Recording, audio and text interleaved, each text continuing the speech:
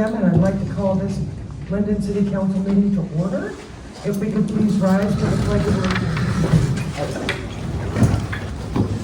I pledge allegiance to the flag of the United States of America and to the republic for which it stands, one nation, under God, indivisible, with liberty and justice for all. And if we could have a moment of silence for all of our fallen military that are overseas.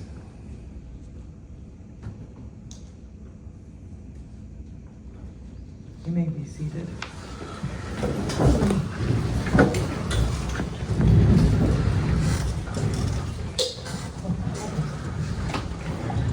Kristen, has roll call been taken? Yes. Adam, would you like to do? Adam Young, City Planner.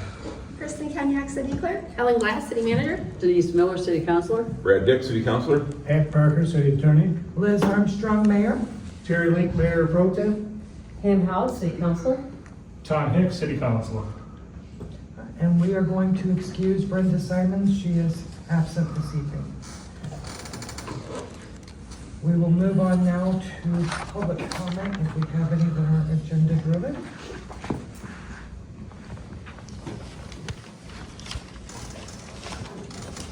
Heidi Fletcher.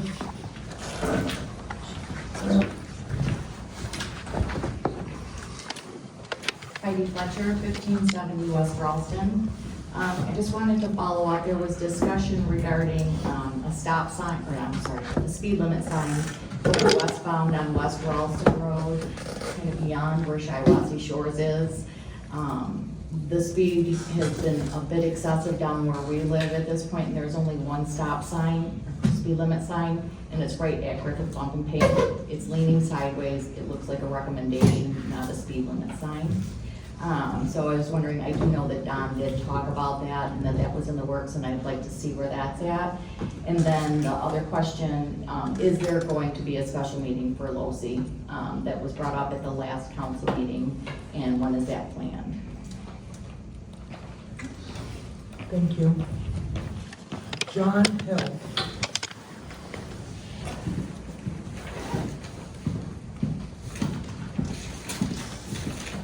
Name's John Hill, 292 Laurel Lane, Linden, Michigan. I wanted to ask Ellen Glass if there has been any updates on the PUD that was approved last May, Forest Ridge Estates, and see if there's any updated information about anything been going on. Thank you. Yep. Ellen?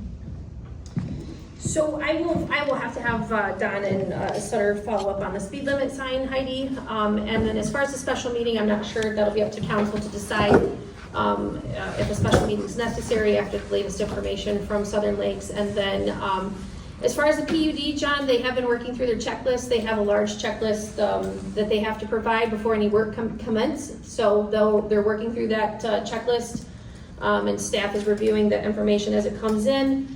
And approving as we move through it. So they're working on it. So any of the things got checked off yet?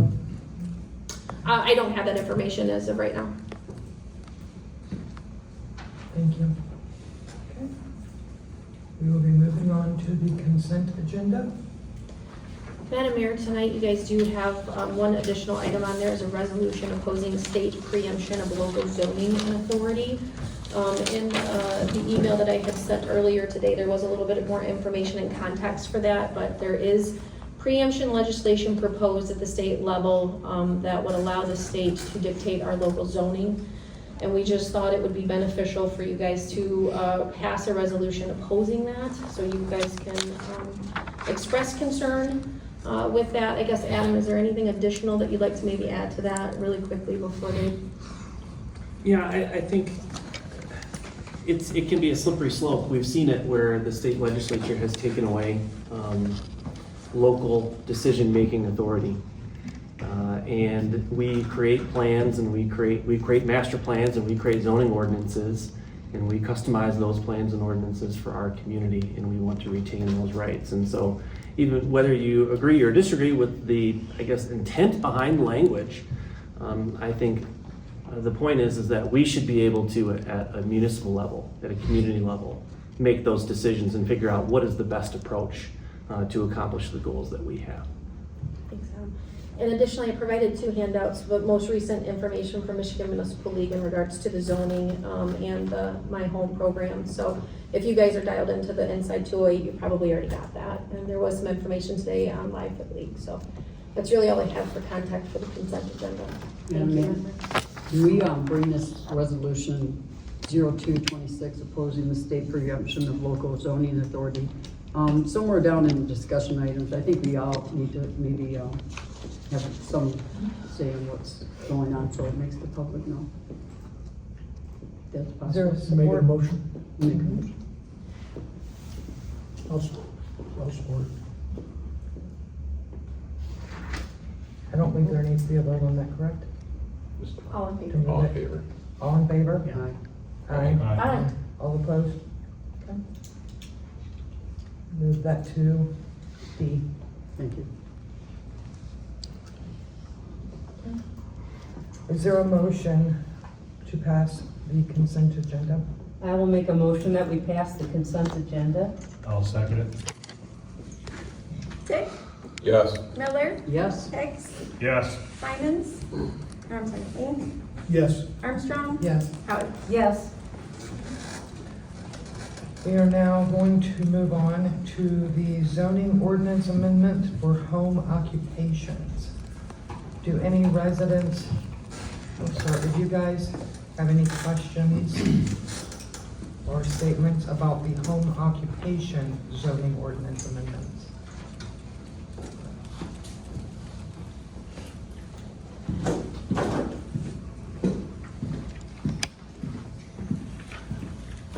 After reading through some of your information in there, I still, as what happened a year ago, so to speak, I still don't like for R2 that we go down to 960 square feet. That's No, that's not That's the not, one. this is about home occupations, like running a business out of your home. That's the best way. Then, that Okay. one you're speaking on is the next one, I'm sorry. Sorry.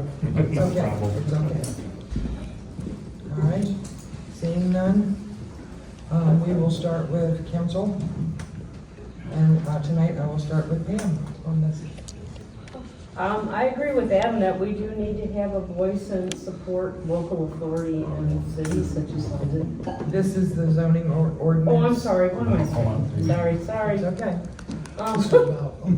Right. No, I'm actually, then I read through all that. No, I agree, because I read the direct sales of merchandise because customers prohibited on premises. But my one question is if somebody has a web-based business, does this also allow for a web-based business? I mean, I was covering physical businesses, but. The intent, and the planning commission discussed this, the intent is to ensure that online sales is okay. Okay. The ordinance doesn't disallow them. It simply is saying that if you're going to have a home occupation, you can't have direct sales of merchandise to customers Okay. on the premise. So it does not prohibit in e-commerce. Like eBay and such as that, Correct. eBay or Wax or one of those. But it does prohibit direct sales on the premise. So as long as your business does not involve direct sales to customers on the premise, then you can do it under the rules. Okay, so does that also include if it's an internet-based business and their deliveries to a local customer, that the customer could come to their house and pick it up, even though it was, an internet-based business? Correct. Presumably Okay. that would be allowed because they're not doing on-site transactions, on premise. I think that's what you're asking, correct? Yes. Okay, so they can do internet sales, mail order sales, Yes. e-commerce. What can't happen, according to this language, is direct transaction where somebody would come and literally Right. make the purchase and pick up the merchandise Right. from the premises. Right. That is what is disallowed. Okay, all right. And then, do we have a clause in here for things like Girl Scouts selling cookies and everything? Because that's where, business. No, we don't have a clause for that. I Okay. don't believe that would fit under the definition of home occupation. Okay. So it wouldn't be Just addressed by curious. the regulations entirely. Charity, maybe we should have a charity exclusion under there somewhere. I just make a quick comment. A lot of communities that I'm aware of, they look at this in the question of their actual customers that are going to the house. Are there physical things that are going to happen in the neighborhood which are inconsistent with just a single-family home? And it's not necessarily what the type of the business is, how they do it, how they order it, but Okay. are people coming? Understood, thank you. Thank you.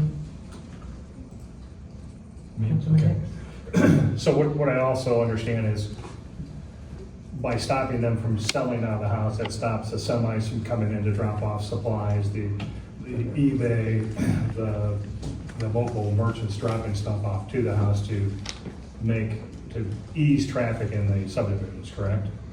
Certainly part of the intent is to control activities like that. There are also existing regulations already in place in the ordinance that limit traffic, attempt to limit traffic and deliveries and delivery hours for home occupations. Gotcha. Yes. So somebody that's running something that they're selling and it's being delivered an off-site location, that's fine. Correct. But, okay, I understand. Thank you very much. As far as, Mr. Fletcher, so I've already done public comment for the audience. So my recommendation is whatever it is that you want to say right now, hold on to it, okay? And then just come up here after, because we're not voting tonight. So you just say it after, during this part, okay? Thank you. All right. Councilwoman Miller, sorry. My goodness. Okay, Adam, so just to be clear, if I'm selling, I think we had guns at one time, and the person could sell their guns to people outside, but they would have to go to a different location to pick it up. That's correct. Okay, and that's the same thing like if someone was doing 31 sales. Yes. It's like totes Yes. and stuff. So Yes. basically, you don't have a business in your home Correct. to have people pick up. Correct. Okay, and it's just to try to get the traffic away. Correct. What about the FedEx trucks, things like that? I mean, those are so commonplace Oh, right, in right. residential neighborhoods, So it'd that's be not a problem. impossible. This is not intended to address, So you can get inventory in, you just can't take your inventory out of your bid. Perfect, Right. perfect, thank you. Okay, I think I'm done. Councilman Dick? I'll simplify the definition. Basically, you just don't want you rolling up your garage door and having, your own Ace Hardware, Home Depot, or whatever. And people are coming there every day to buy equipment, tools, and things like that. That was what the intent was. So everybody they can ship their inventory out, do online sales, things like that, but nobody coming to your residence to make purchases. And that's a safety factor for everyone everyone involved, all the way around. Thank you. Councilman Mink? Yeah, at the planning commission, the idea was keep it so that there's no inventory. We did go around and try to figure out what was the best terminology to use and came up with direct sales of merchandise, which would mean you can't directly sell it out of your garage, okay? So yeah, you can have your business, you just can't have a big inventory, like Brad said, your garage is full of whatever boxes and just limits so people don't have to deal with cars coming in and out of somebody's driveway all the time. And that's it. Thank you. I think it's a good move. And I attended the planning commission meeting on this, and honestly, all my questions were answered there. So, I make Is a there- motion? no motion tonight, sorry. No, can't do that. That's right. Sorry. Is there any further discussion from council on this? Any further questions? All right. Seeing none, we will move on to B, which is the draft housing focused zoning ordinance amendment. Now, I have a little something I would like to say about this before we get started. This item we have been spending months in the planning commission, months in council. Lots of time. So tonight I'm going to ask for council in the discussion to keep very short and disciplined remarks so that we are able to go through all these items. I will only be calling on every council member one time. And at each line item, I am going to be asking for a hand expression. At the end, there won't be a vote, it will be a hand expression, so that way staff knows which way we are leaning, and there is no guesswork. It makes it so much easier, I think, for staff that way. So it will be by a hand expression, okay? Is there any issues with that from any council members? Okay, perfect. All right, so we will first, I'll call Mr. Fletcher, whatever you had from the last. Robert Fletcher, 1570 West Ralston Road. Just a question of the ordinance thing, is it only counting for goods or is it counting for goods and services? Like if they do massage, they cut hair. That was basically my only question, is it only goods or goods and services? I can speak to that. It's retail sales of merchandise, so services like a beauty salon, for example, that is listed as an allowable home occupation. There's no proposed change for that. So personal services type home occupations are allowable. Perfect, Okay. thank you. Does that answer your question? Yeah. Perfect, thank you. Okay, Heidi Fletcher.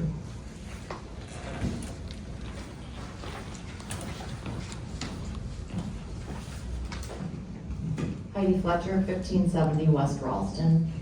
On November 10th, 2025, City Council voted on Ordinance 425, Section 154, and the motion to adopt failed. I am asking the city attorney which rule in the rules of procedures that were adopted in July of 2025 allows this item to be added to the agenda of the December 8th, 2025 meeting as new business by city staff.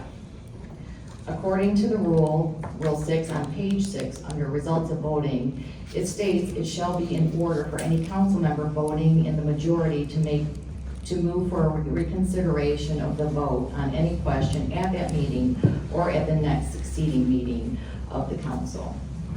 In the recording of the November 10th meeting, it was recorded that the motion failed at 33 minutes and 1 second.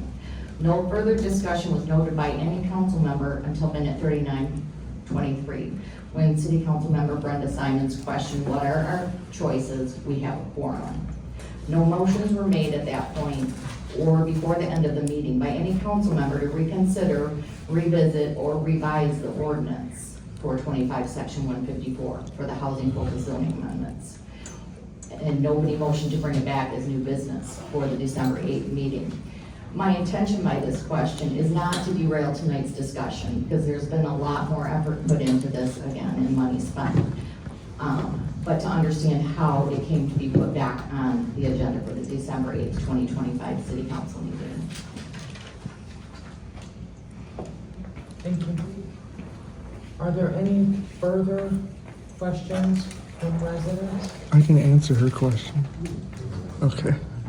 Any further questions from residents about this item? I don't know where to go. Go ahead.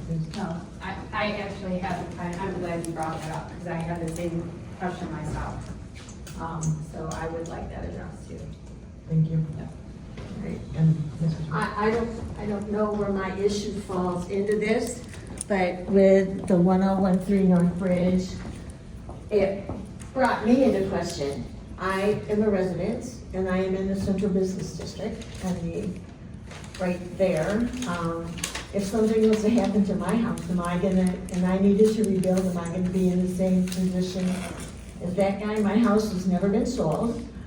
It was built in 1912, went from my great-great-grandfather to my great-grandfather, to my grandfather, to a grandmother, to my mom and my family.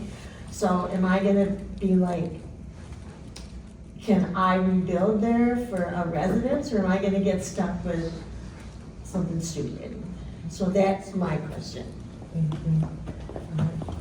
So first, would you like to answer? Do you have the answer from Mrs. Fletcher? Well, I can say in general, if you are using a property under what they call a valid non-conforming use, and that's basically a grandfather. It's a use that was valid when you built or started the use, built the piece of property, but since then, the laws have changed, and under today's laws, it's not valid. You are typically allowed to continue on your use, but you're not allowed to expand it, and if it falls down, burns down, something else happened, you don't have the valid non-conforming use anymore, it's gone. So you would at that point, in general, have to come back to the city and ask for an amendment, variance, some other reason to allow you to rebuild. You wouldn't have the right to rebuild it. I've seen several situations where, especially in downtown buildings with mixed zoning going on, where a business burns down and they don't get permission to rebuild.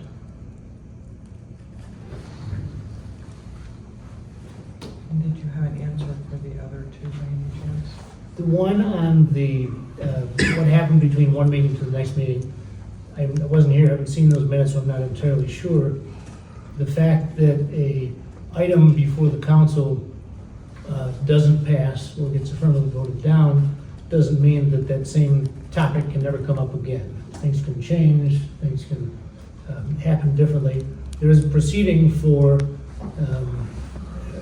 going back to reconsider, and generally under Roberts, you would do it the next meeting, not just this meeting. I'm not aware that City of Linden has something different than it may be, but the fact that it doesn't get reconsidered doesn't mean anything the council does isn't there forever.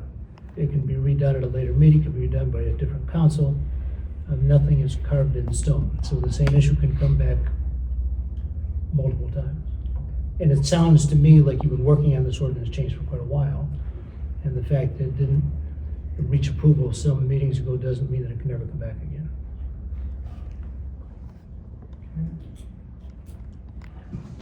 Are there any further questions from residents? Can I ask something else or no? Is that where you said my face? I guess, no. Madam Mayor, I can try to address a little bit further if I may. So at the November 10th, 2025 meeting, the motion failed as a result of a tie with Councilor Leak being absent. So I guess as a staff member, we didn't receive a definite no. It was put back on the agenda. My understanding is by request of a counselor, or perhaps more counselors. Counselors are allowed to put add items to the agenda.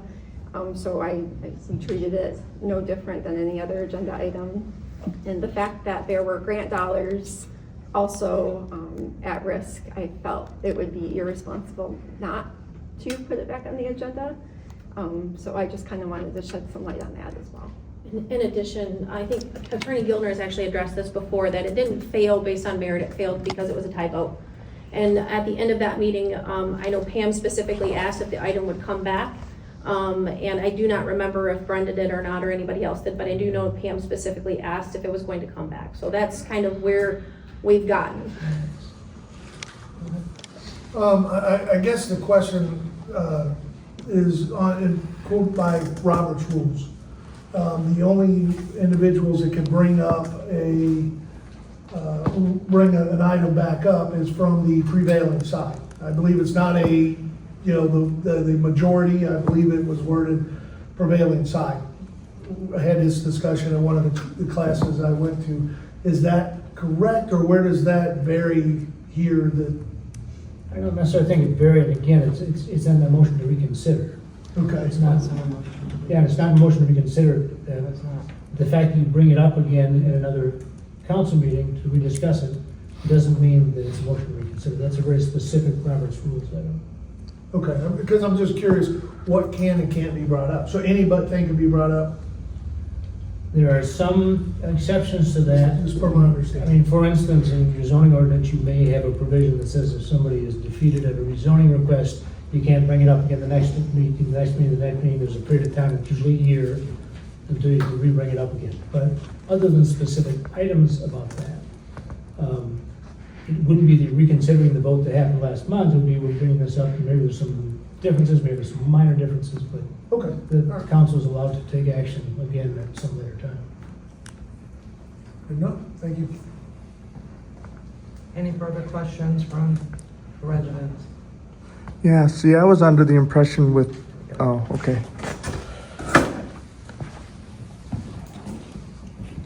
I was under the impression with Robert's rules that it's based on a meeting by meeting basis. I thought that's what Robert's rules meant. So even if something failed on one meeting, it can be brought up on another meeting because that's a totally different meeting. And where our meetings are scheduled, that each meeting is a literal meeting instead of, because Robert's rules will cover meetings that go for multiple days, but ours are just one meeting. So from what I understand from Robert's rules, that you can bring stuff back up from a next meeting because that at the end of your meeting, you're closing that session, and therefore you can create you can bring it back at another session, and it doesn't necessarily have to be from a motion to reconsider. At least that's from what I understood from looking at the book.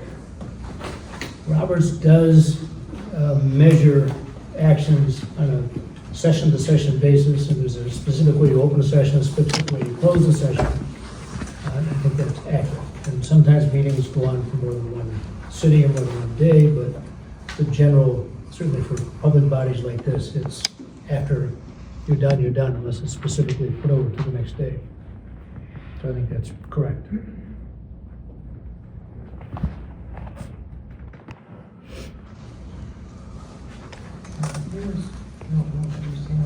Procedure. I don't have a list here right now. I do. There you go. It's there, right there.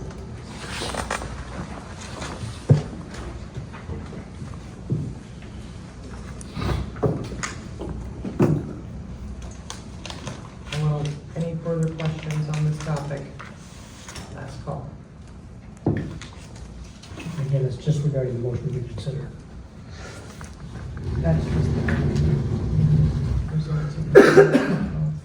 I wasn't. Okay. Is that, I appreciate your call. that was the part that she was referencing, so I Okay. just wanted you to have it. I appreciate it.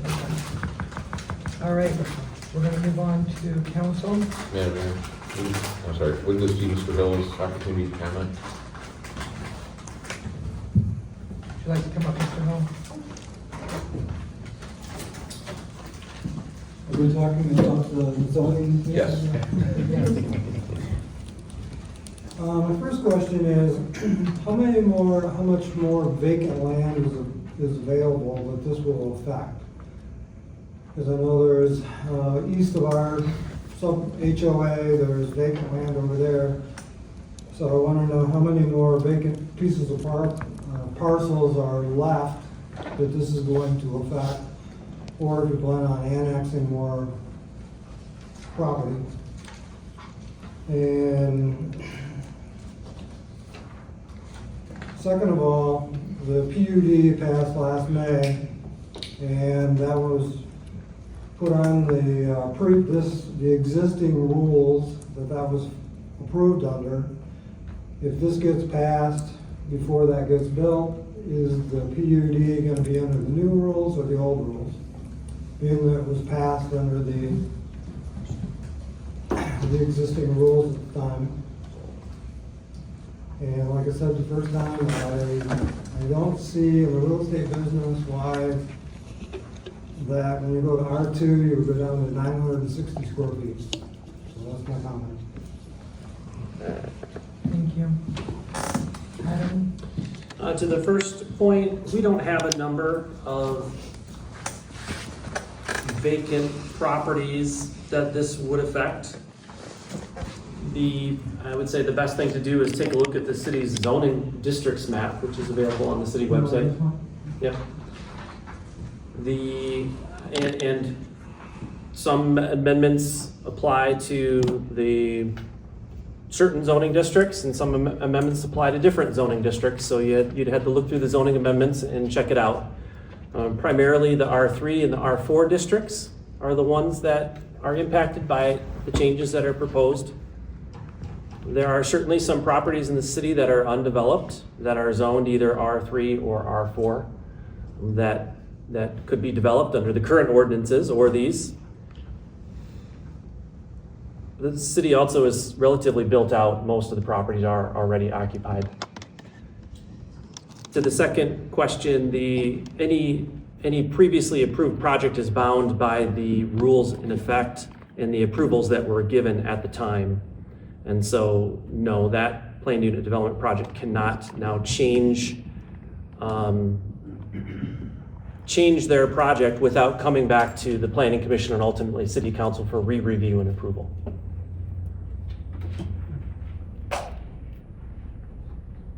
Thank you.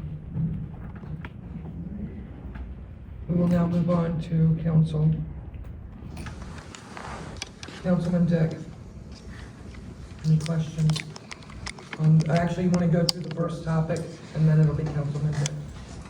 Sure. So I think I appreciate your approach, Madam Mayor, and I have grouped these, we'll call these groupings, into 13 total. And I think the approach is good to kind of get a straw poll, so to speak, by hand. Because we as staff are definitely interested in knowing what you'd like kept in, for example, or what we should take out ultimately for your consideration maybe at your regular council meeting. So this first grouping is the definitions. So we added a number of new definitions to the zoning ordinance, largely to accommodate the contemporary changes to these types of facilities since when the last time the ordinance definitions were in there.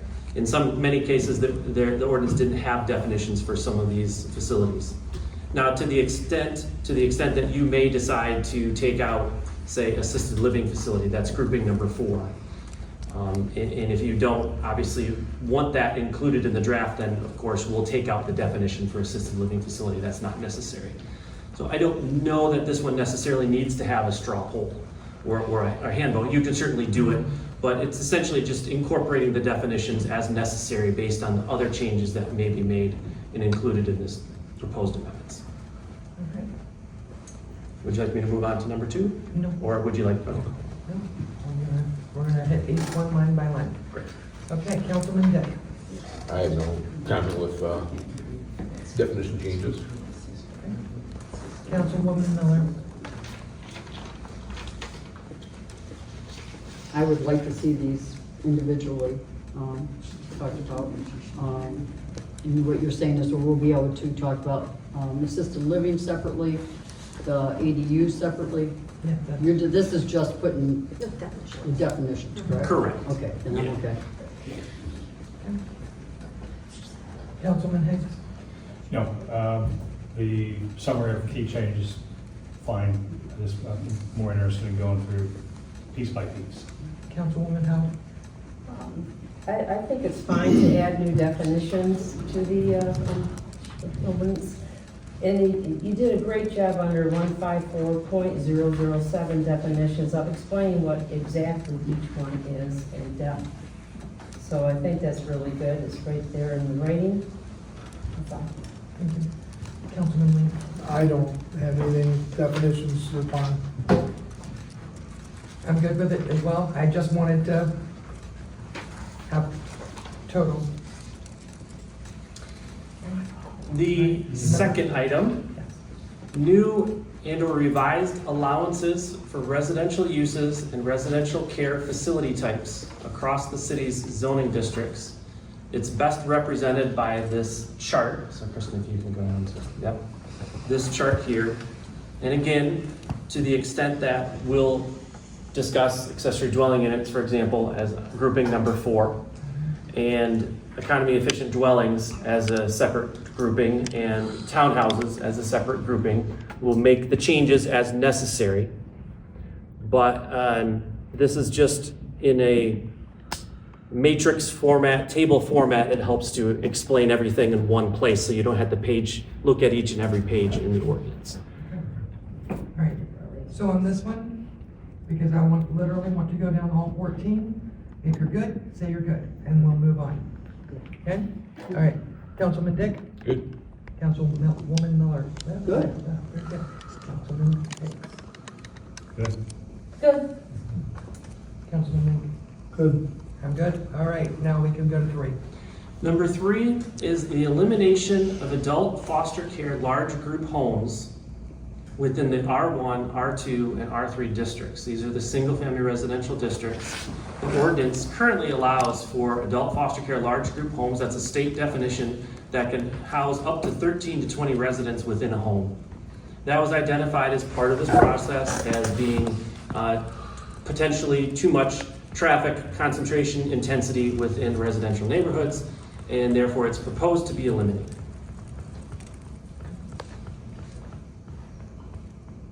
Councilman Dick, Good. Councilwoman, Good. Councilman, Very good. Me? Good. Councilman Hicks. Good, I'm sorry. You're okay. Councilwoman Howe. Good. Okay, and I am good. Item 4 is accessory dwelling units.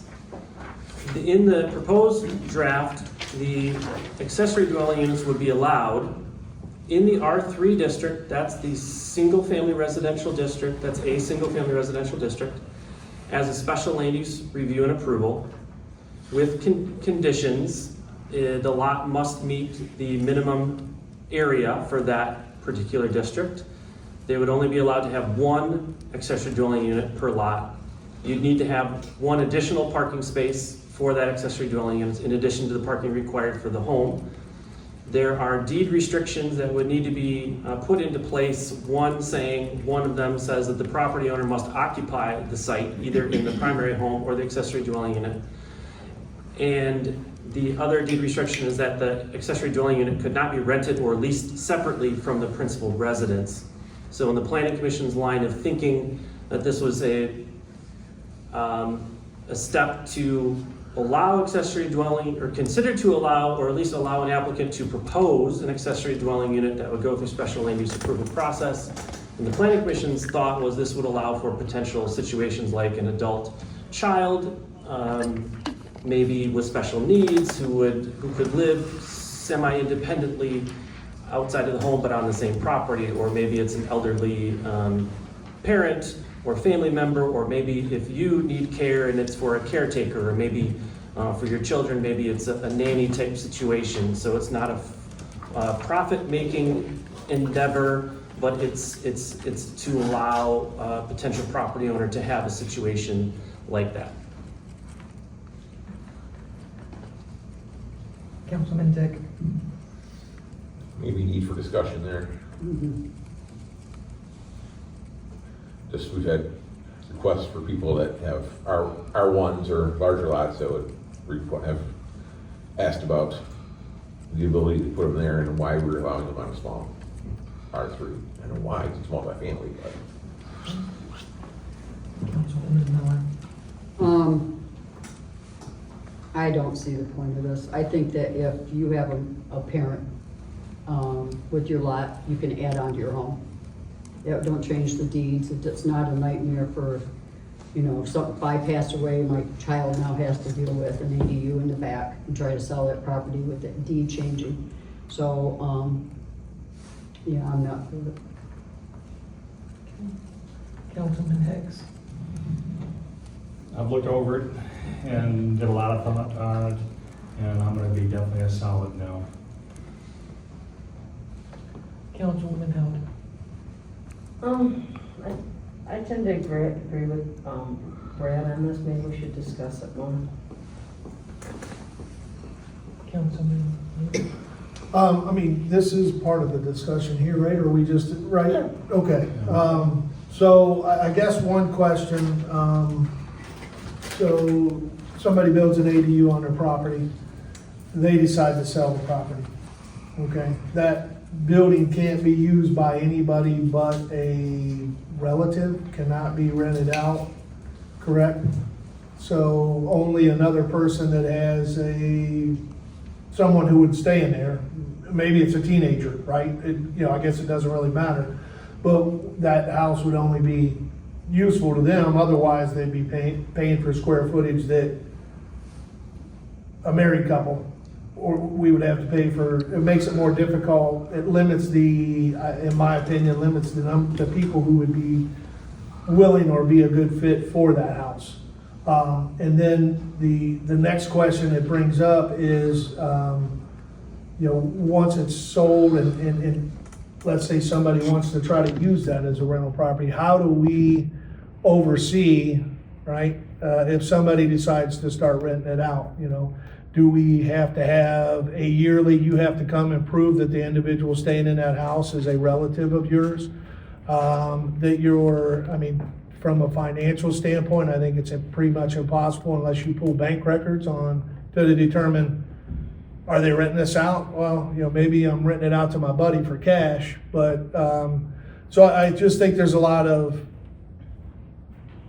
areas where people could take advantage of it. I think it can make it difficult to sell the home the next time around.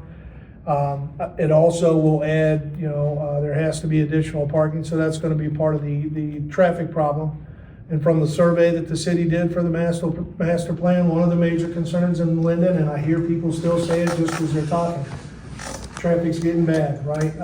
And it was brought up that we've got surrounding communities. There's two of them just to the north side of town that are adding subdivisions out there. That's gonna add more traffic to our city, which we have no control of it because that's Lake Fenton, right? Or Fenton Township, excuse me, Fenton Township that controls that.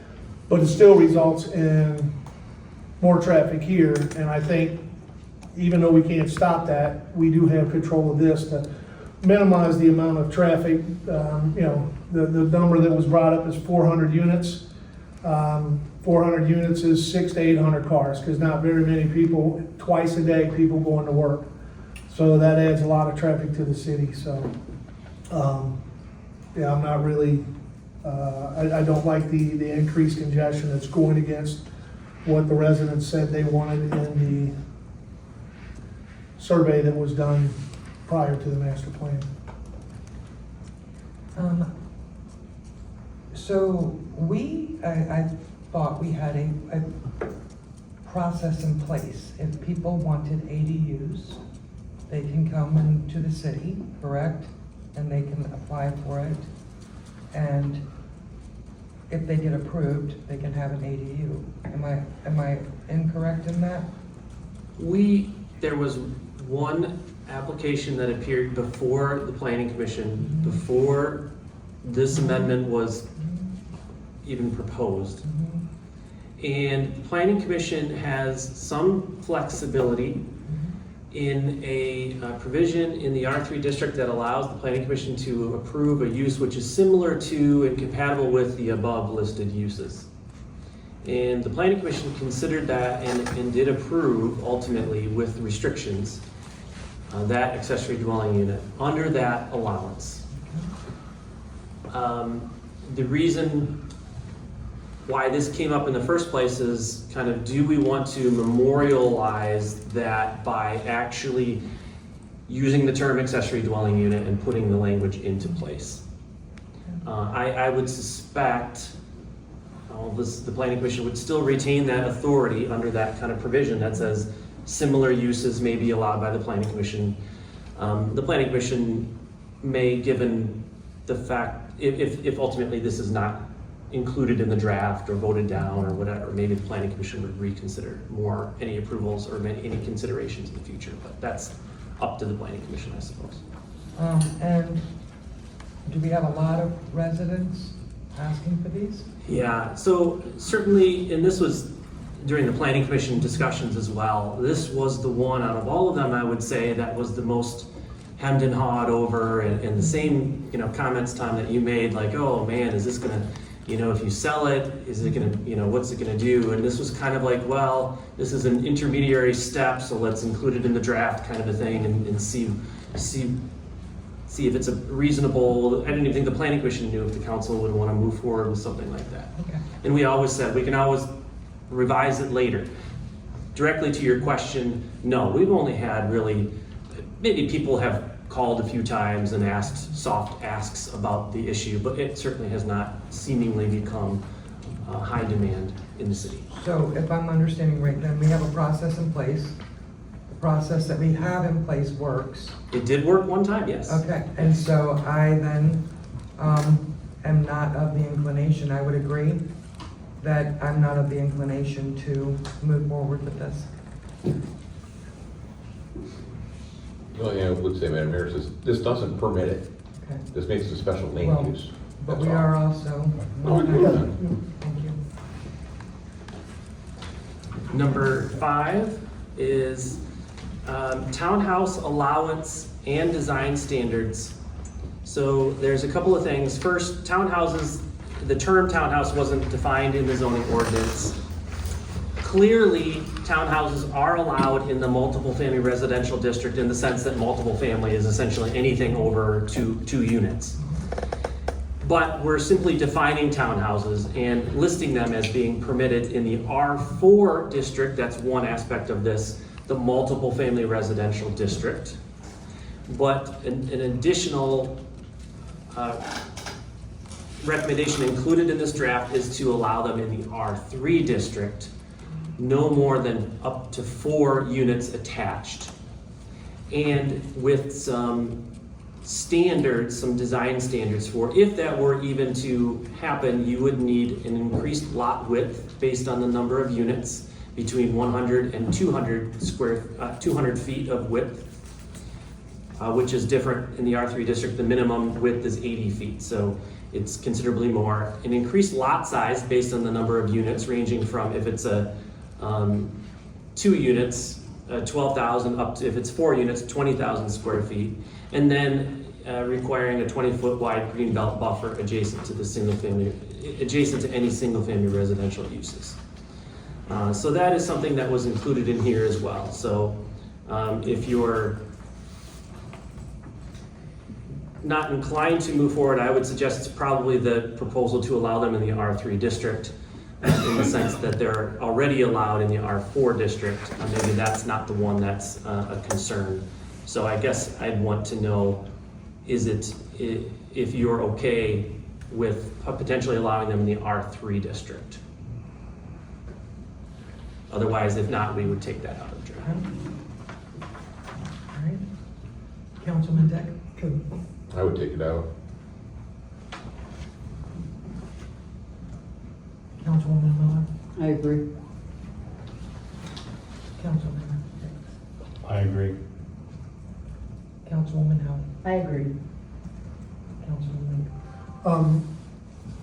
I agree to take it out, but I guess the question on the last item, there was some yeses, and did we, at the end, did we determine are the ADUs being removed or are they staying? I don't know that there was an actual count made. We probably needed to do a hand vote, so we'll go back and do the hand vote. I apologize. Sure. I thought we were clear, but, so all in favor of removing the ADUs from this zoning, please signify by raising your hands. Thank you. We're gonna-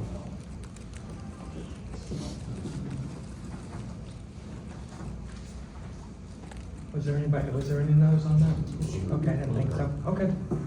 All right, so now we can move on to townhomes. Great. Okay, and then, so on the townhomes, there's also one referring, if you could call up that sheet again. Probably the chart. Not sure where the 3-family dwellings falls into the 14 items, so, yeah, I didn't know if that was lumped in with the townhouses. Yes, similar to the defining 3-family dwellings, because there was no definition previously, and wanting to define townhomes because there was no definition previously, and specifically listing them as, yes, they are allowable in the R4 multiple family residential district. So in that sense, you can tell me if you want that taken out, but I don't see why you would want that taken out, given that multiple family dwellings are already allowed in the R4 district. Correct. Well, I guess what my feelings are on those line items, at least the 3-family dwellings, either remove it or make it an SLU so that we have a little bit more, decision as far as, what can go in. Because like if somebody has a 2-family dwelling currently, right, that's what's allowed there. what allows them, what do they need to do to switch that to a 3-family, right? I just added an extra couple rooms on the back, and now it's a triplex instead of a duplex. What regulates that? Would making it an SLU require them to come to the city and show the plans before changing it? So if you're talking about one of the single-family residential districts, so R1, Yeah. R2, or R3, if you... This is just in the R4 district. Right. So you wouldn't have the ability to do a 3-family dwelling in the R3. You don't presently, and this Correct. draft doesn't recommend it. And if you took out the townhouses allowance in the R3, which so far everyone has said no based on our count, then it wouldn't be an issue at all. So we're only talking about the multiple family residential districts. So properties that are zoned multifamily presently where an apartment building can be developed.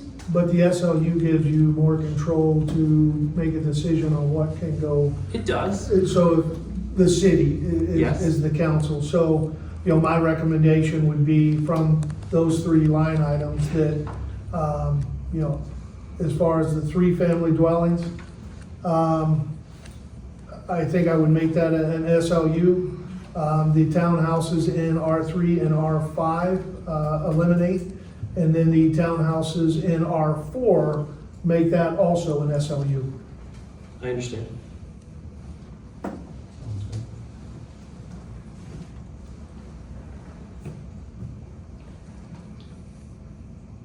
I agree. I had other things, but I agree. Just taking a little bit of notes on this one just to make sure I get this correct. We'll see it on the 4th, I agree with that.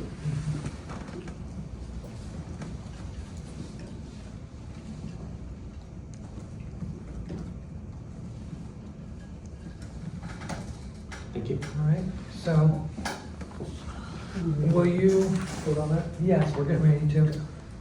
Based on what you're seeing right now, then, can you put it into the language and then we can vote? Yes. Thank you. You mean at next meeting? Right. Yes. Ready for the next one? No, Oh, okay. but I'm not talking the next one, I'm talking this one so that we can signify with our hands so that you know. Okay, yeah, okay, understood. That's what I meant. So for number 5, townhouses, what I've heard is we'll remove them as an allowable use in the R3 district entirely. We'll allow them in the R4 district as well as 3-family dwellings, but both of those, townhouse and 3-family dwellings, would be a special land use in the R4 district. And I just want to make sure on one thing. Special land use permits, A, go to planning, and B, go to council, correct? They do not. They do not. Special land use permits require the public hearing, require notices to property owners. Okay. Planning Commission holds the public hearing, and the Planning Commission has final say for the special land use approval.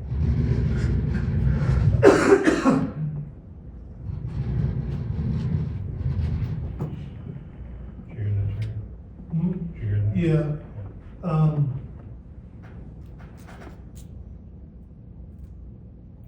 And this is just not in this instance, and there's nothing in the draft that says that this is how it's been in Yeah, place. yeah, I think I was under a different impression, not on the planning commission, sorry. Yeah, so what does it require then to come forward before the council, the planning commission? So if they were all eliminated, then they would have to be brought in as a request, and then it would go through the planning commission, how does it? No, or so, just- no, what you would need to do if council, it would require a change to the ordinance, not to specific special land uses, but to the special land use procedures section of the zoning Okay, ordinance. then I keep my stance, and we can make the change to that if we chose to. So you're good with the special land use on R4? Yes, on R4, and then eliminate R3 and R5.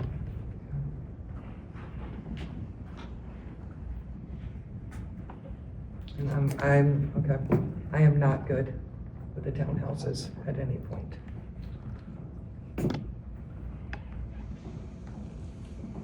You take any vote? Yes. So all in favor of what Adam just described, say aye with your hand up. Just what we just. Raise your hand. Yes. That's what she's here for. All opposed? I don't want townhouses. There we go. Okay. Item 6, cottage courts. So this is a small a development under single ownership and control, or as a condominium development of smaller units. The ordinance is proposed, or the proposed amendments would only allow this as a special land use in the R4 district, that is the existing multiple family residential district. It would also include design standards requiring that there needs to be at least 4 units in any single development. Again, the single ownership or site condominium control, and a minimum lot area of 20,000 square feet. And it increases a sliding scale based on the number of units proposed in the development.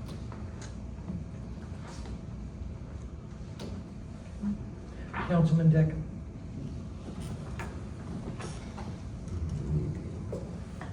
No, based on square footage, so. Change later. Councilwoman Miller? So on a 20 square foot, what would be the minimum? Sure. Square foot of a home? And is that with like garages or lot size? Okay. The dimensional requirements, building size for each unit would be 400 square feet minimum to 800 square feet maximum. Building height, 1.5 stories. I'm sorry, 1 story, 12 feet minimum to 1.5 stories, 20 feet tall maximum. 10 feet separation between the units. You would need a minimum lot frontage of 100 square feet and a minimum lot area of 20,000 square feet for each cluster, for each development of at least 4 units, and an additional 3,500 square feet for each additional unit. So as I said, it starts at minimum 20,000 square feet, and you would have to have a increasingly larger lot size for each unit that's added to the proposed 4. Well, I live in an 800 square foot home, so I cannot imagine a 400 square foot home.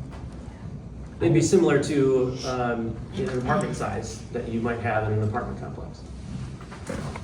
I'm not ready for that. I don't see where it fit into our city. Councilman Hicks? I've looked this over and I've talked to different authorities. What I don't like is they're so crammed in, the driveways, and the roads are so small that it's hard to get emergency equipment in and out. I cannot sit here and say, "Oh, it's okay, build a place," and then I can't protect my residents because we can't get emergency vehicles and stuff in easily.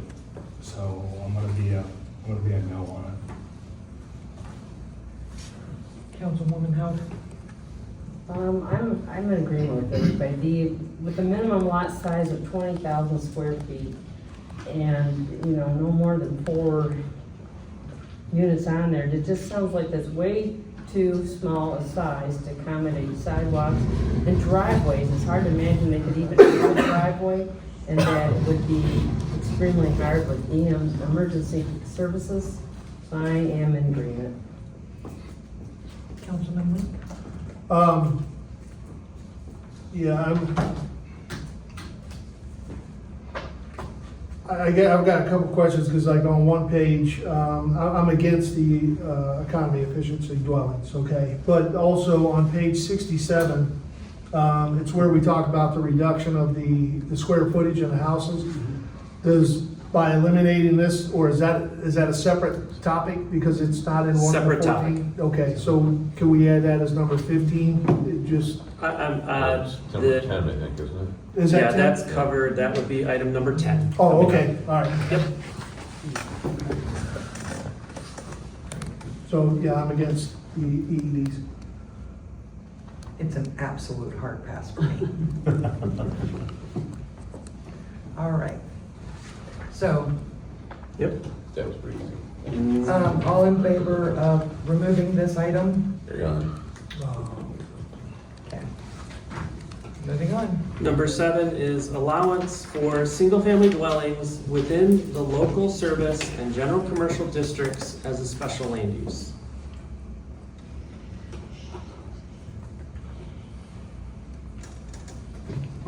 Councilman Dick.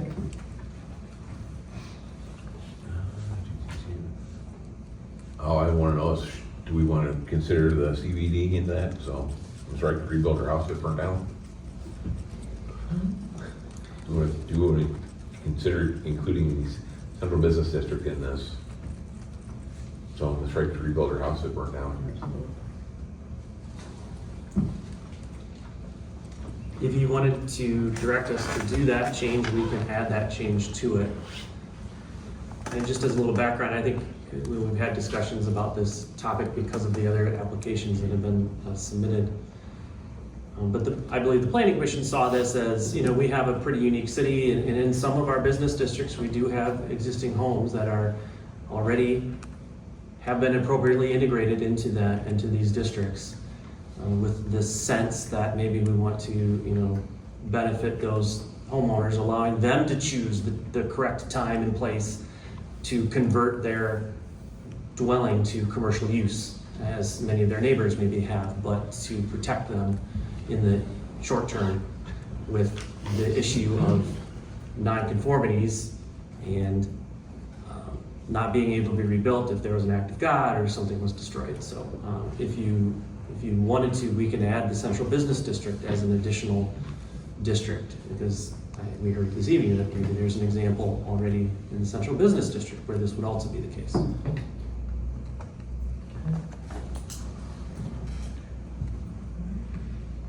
Councilman.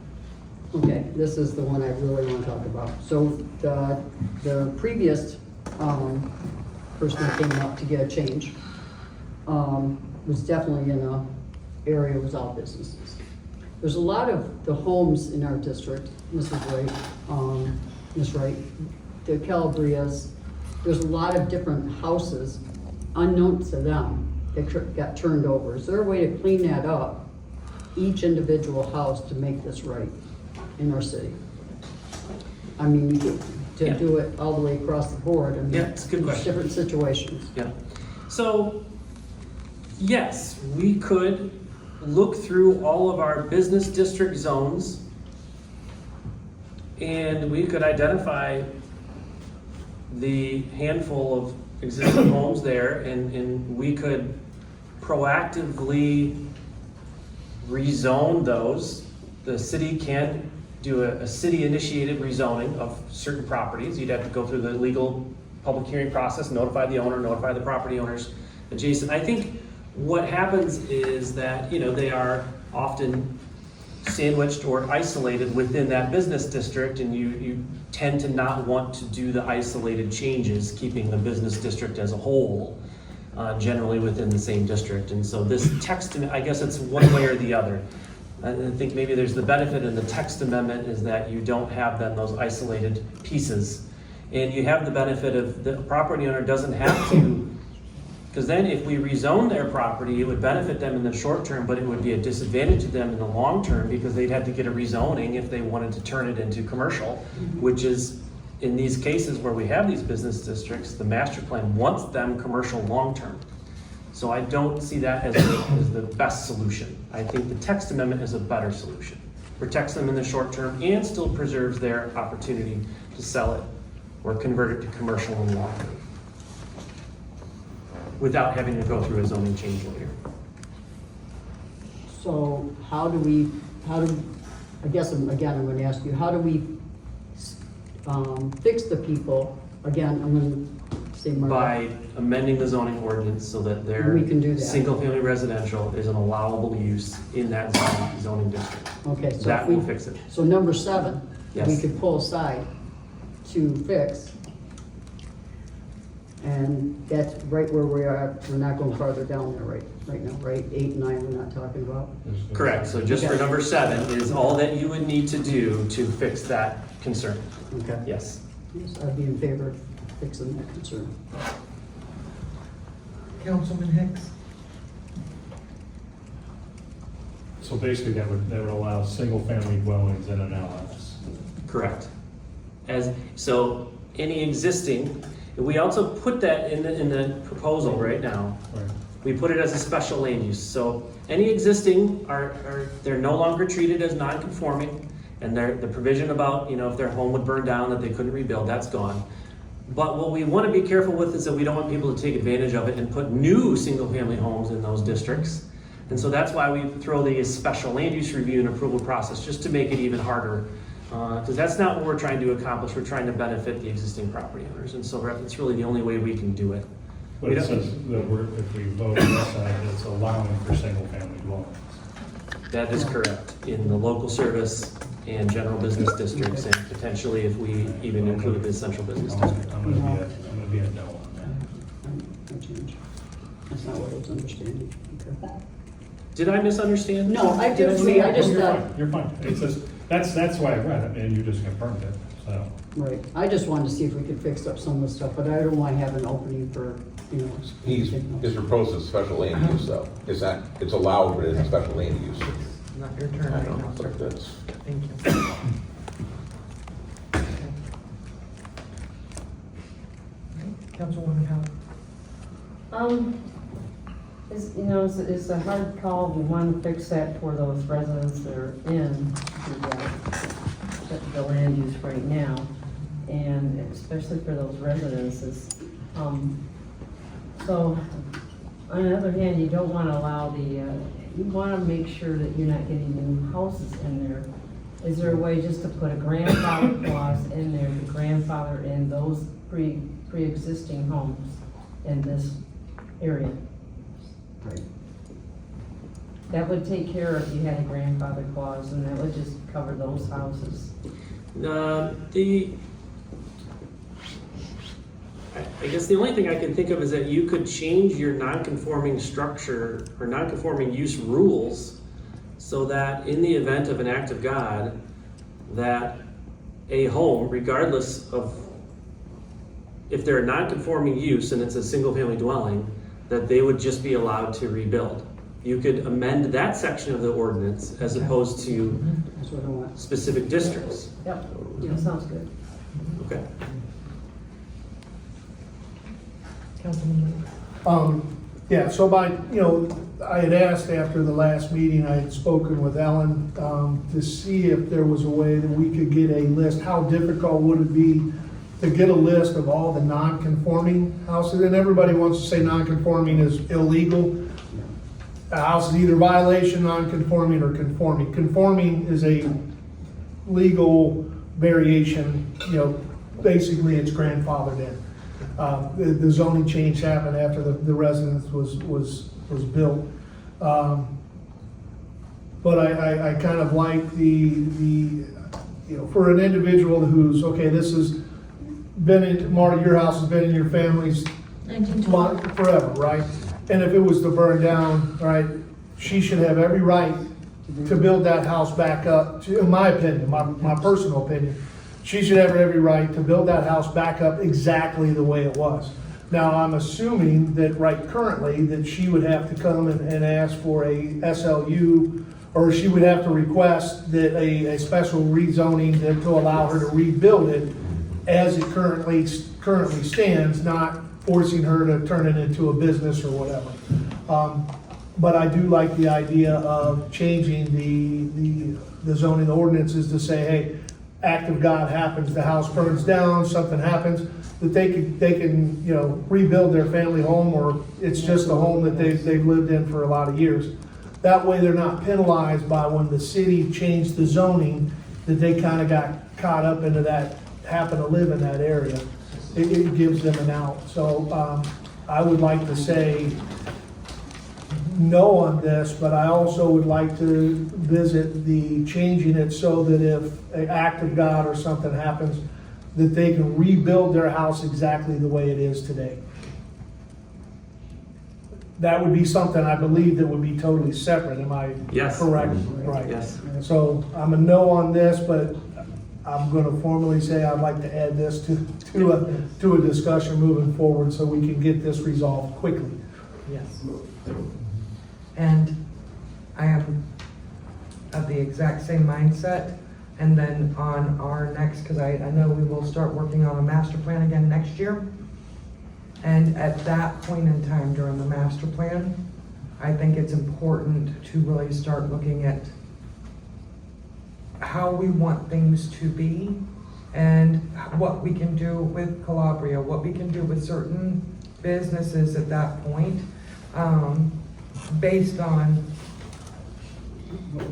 what we would like to see moving forward in the city. Because if there is a lot of people not wanting the local service district, they want to see homes, then that is something that I guess the body here needs to take into consideration. Does that on the master plan? Maybe not right now. I mean, we are doing that next year, because I've been wondering why we're doing this when we have to do that next year. But, hey, it's all good. So I agree with Jerry. Madam Mayor, I just have one other question. Can I? It applies to the same exact thing. We're doing it we want to do residential, and Calabria comes right in there. They are a business in a residential zone. So would it affect them the same way? That's all I want to know. We can, and I believe that what I heard from the council is that they want to protect residential, single-family residential property owners. And so we can make that exemption, the whole can't be rebuilt if act of God, applicable to single-family residential dwellings in the city, existing single-family residential dwellings in the city. But Adam, so Calabria has been forever a little party store. I'm not sure if you know it, it sells pizza right Yes. behind my house. It is considered a residential. If that burnt down today, would they just only be able to build houses? Yes. So this is what I guess this is what we're speaking of, is that we need to protect them, these businesses too, in the That is- same way. However you direct me to write it, I will do We it. would like them included as well, please. Right. And anything else that you see as a potential issue, bring that to council so that we can look at it at that time, please. Thank you. Thank you. Okay, might as well. I can just add one thing. Yeah. That we're talking now about the use and whether it's a conforming use or not a conforming use. That doesn't necessarily mean that if there's a fire or a hurricane or whatever it is and the structure burns or blows down or burns down, that you can build it up exactly the way it was before. You still got code to worry about, modern yeah, standards. I lived in 1865 house over in Fenton for a few years, and I wouldn't want to build it up exactly the way it was. But at least we can provide them with some protections. Yes, for the use. correct? Yes, Correct, absolutely. that's what I think the intent is to Correct. provide them with protections. So thank you for doing that. Okay, so can you read us back Yes. what you have, so that way we can Yep. do So, our hand gestures? Proposal number 7 is a no, but the council would like the non-conforming use requirement that prohibits a non-conforming use from being essentially rebuilt through an act of God. That requirement will be eliminated from the ordinance. All in favor? Raise your hand. All opposed? Okay.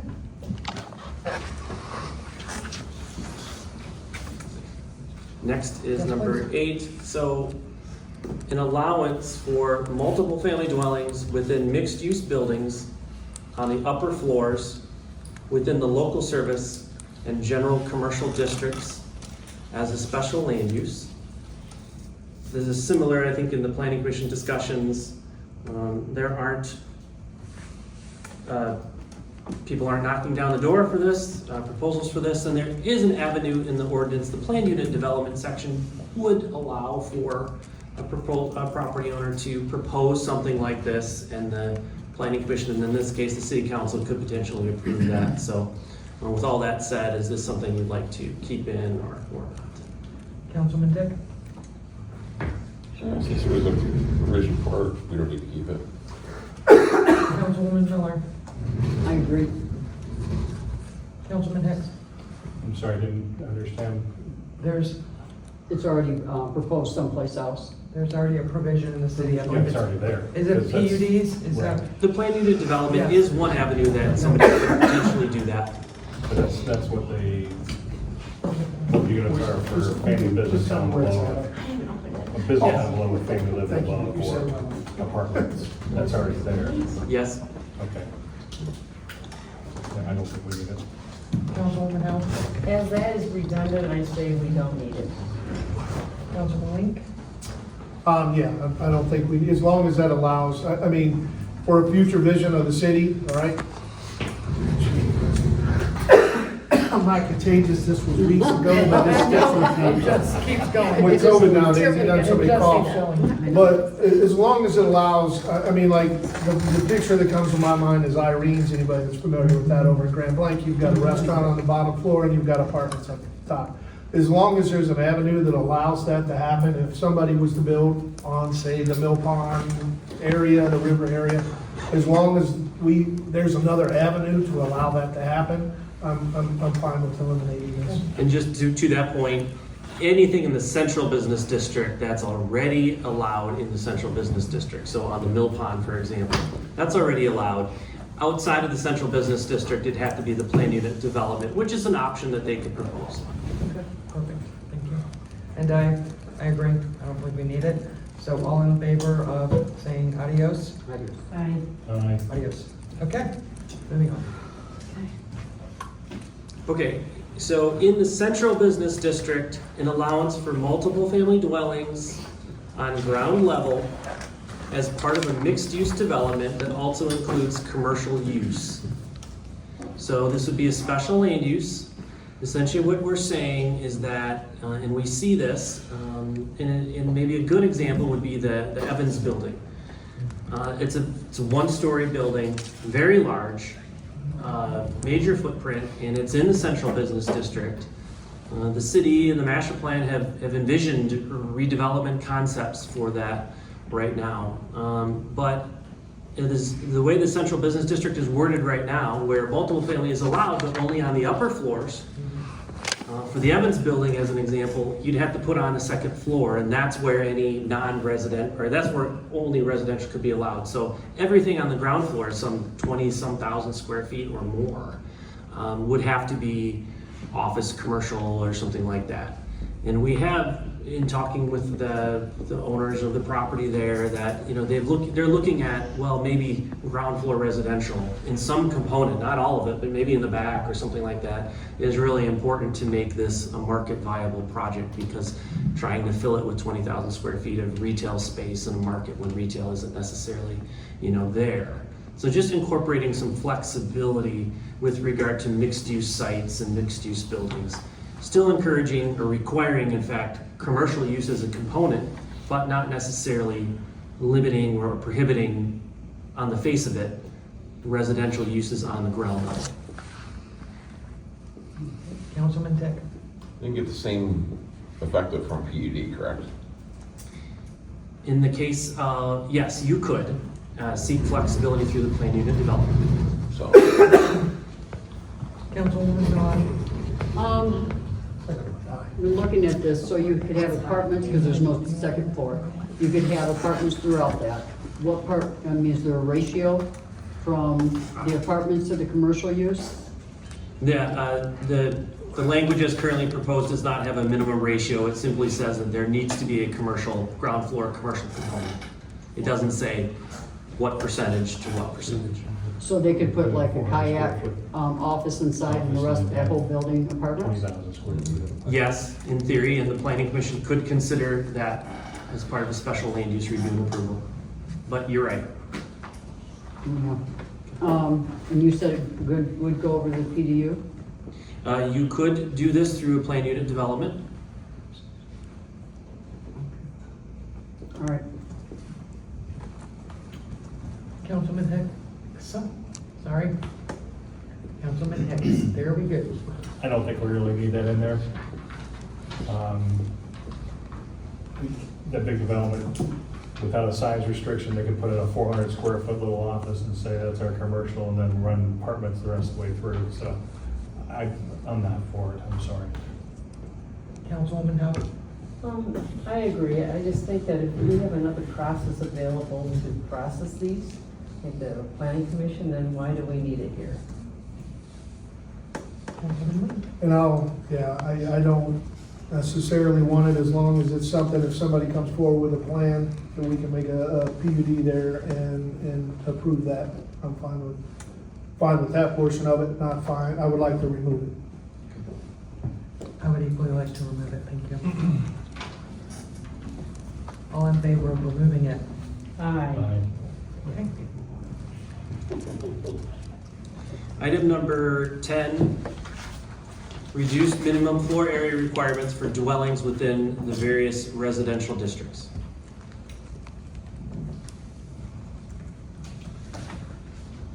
Councilman Dick? Not a fan, never been a fan. Councilwoman Miller? Absolutely not. Councilman Link? No. Councilwoman Howard? No. Councilman Hicks? Strong, no. I'm an absolutely not. All in favor of getting rid of this item? Item 11, adjustments and incentives to make the open space development option more attractive to property owners. So in the, so this is, I'll go through it a little bit more in detail here for some background, because I don't think we've talked about this one too much. So in the master plan specifically says for properties that are undeveloped right now, that have natural features that are worth preserving, and or just as an incentive to have developments that include open space for the benefit of the residents. There is an open space development option in the zoning ordinance presently. In looking and reviewing that option, there were some tweaks or changes that the Planning Commission went through that we felt are worth maybe changing to make sure that this is something that property owners might look at and see this as a reasonable opportunity and might propose development under this option so that you can gain the benefits, the perceived benefits from this option.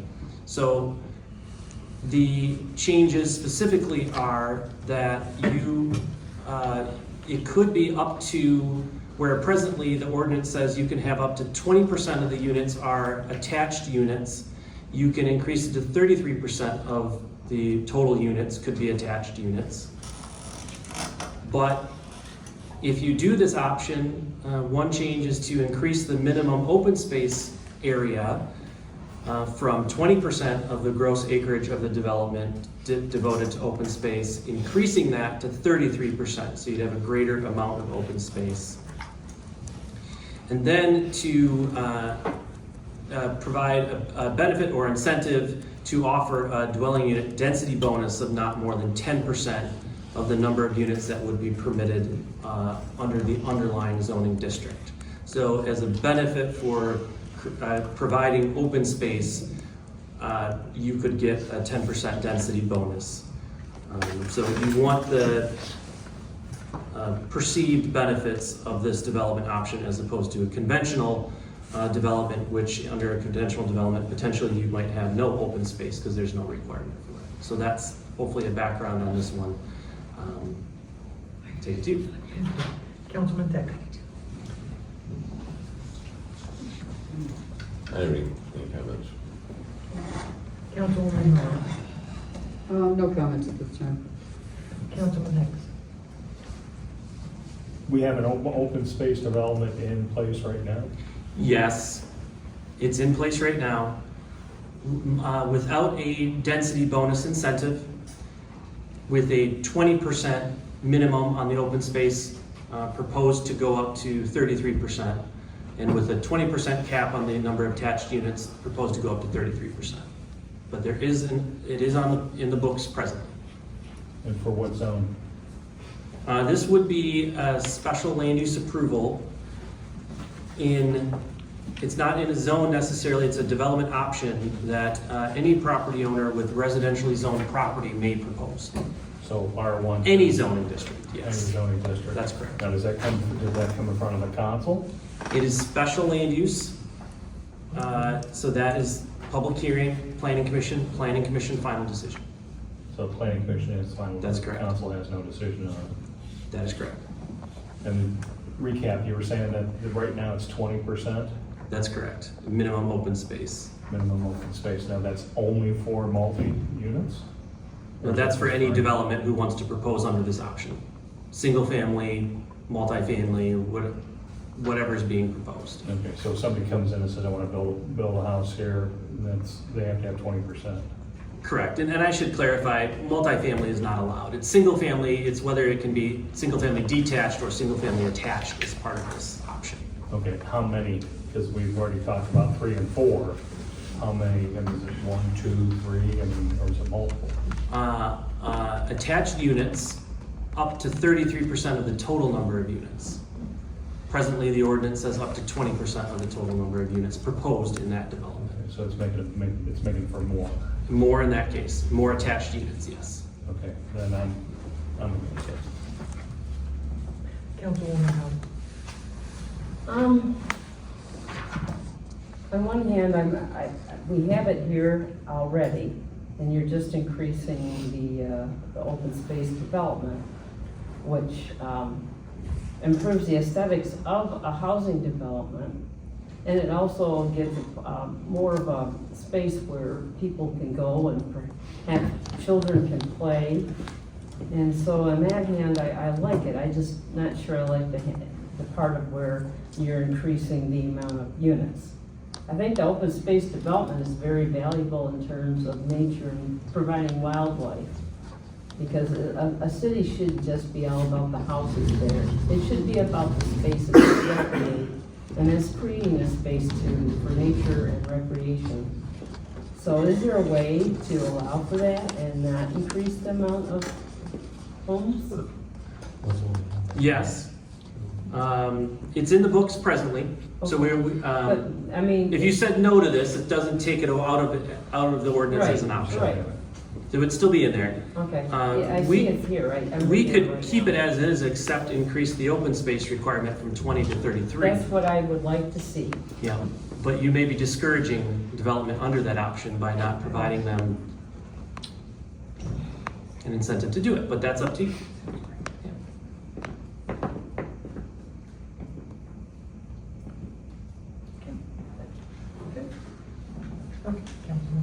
One question, just to get a clarification or definition. On page 84, one of the added terms was single family clustering.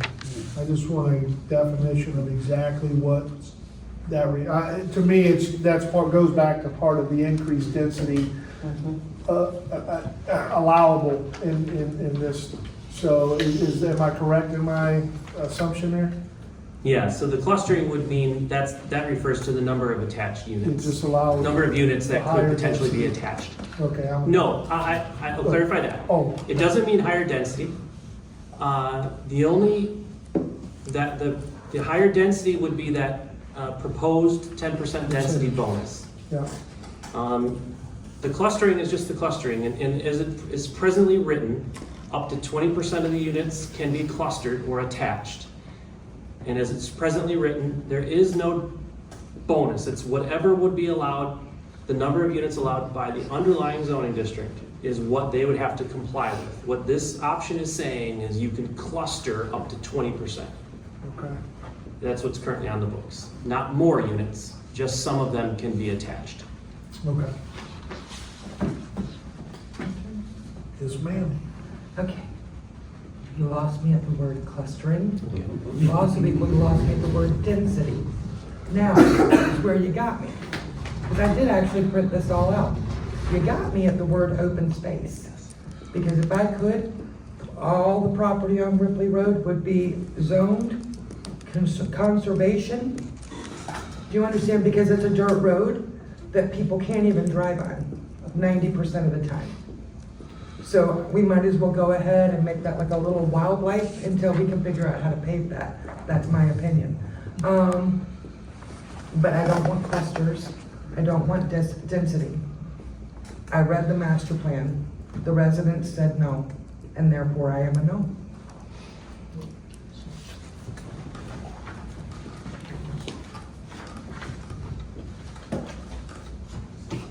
But I'm all about the open space. I like trees. Do you want to do a vote, or do you want to move on? Oh, everybody in favor of, what are we doing? You're essentially not moving forward with the changes to the Not open moving space forward with the development. changes. Anybody, everybody in favor of not moving forward? Very good. Anybody want to move forward? And then the last one, and I apologize, on this slide, it's a duplicate, number 10 and 11. We're really talking about number 12 and 13 here, and I apologize for that. So number 12, the top one, reduction of the minimum lot size for eligibility under the planned unit development option from 2 acres to 1 acre. In the master plan, you will have noticed that there were some priority redevelopment sites primarily in downtown or immediately adjacent to downtown, looking to allow for creative redevelopment of those parcels to bring in businesses and stimulate redevelopment of our town. And the planned unit development option, which is presently in the zoning ordinance, requires a minimum of 2 acres for even eligibility. So unless they have 2 acres, they can't even be considered under the planned unit development option, which does come through the planning commission and goes to the city council. And those priority redevelopment sites in particular, I think all but one were all but one were under 2 acres in size. And so this would just open up the door slightly for some properties in the city, which you still need a pretty significant amount of land, 1 acre, so that they are eligible to propose a development for your consideration. And we did just hear, I think a couple of people through the earlier conversations, that we'd take away maybe some of the proposals because we have the planned unit development option. And so maybe this would be seen as a benefit if you reduce it to 1 acre, so a slightly more number of properties could be eligible. Thank you. Councilman. I reduce it applies to a lot of businesses in the downtown, Opera Hall, things like that. Opera Hall, theater.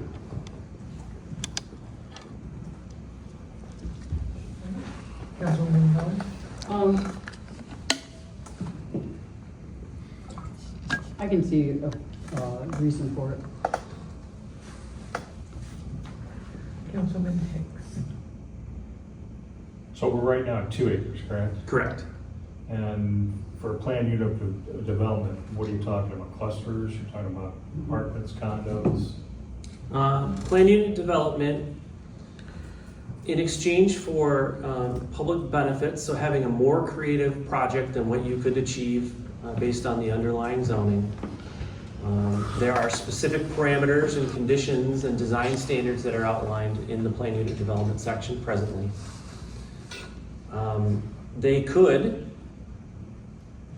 have a mixed-use site, combination of office, commercial, residential, institutional. Now, that would still have to come into council for Yes. final approval. Planned unit development is essentially treated like a rezoning. Okay. So it does go through the planning commission through a public hearing and a city council. I don't see the problem. Councilwoman Howard?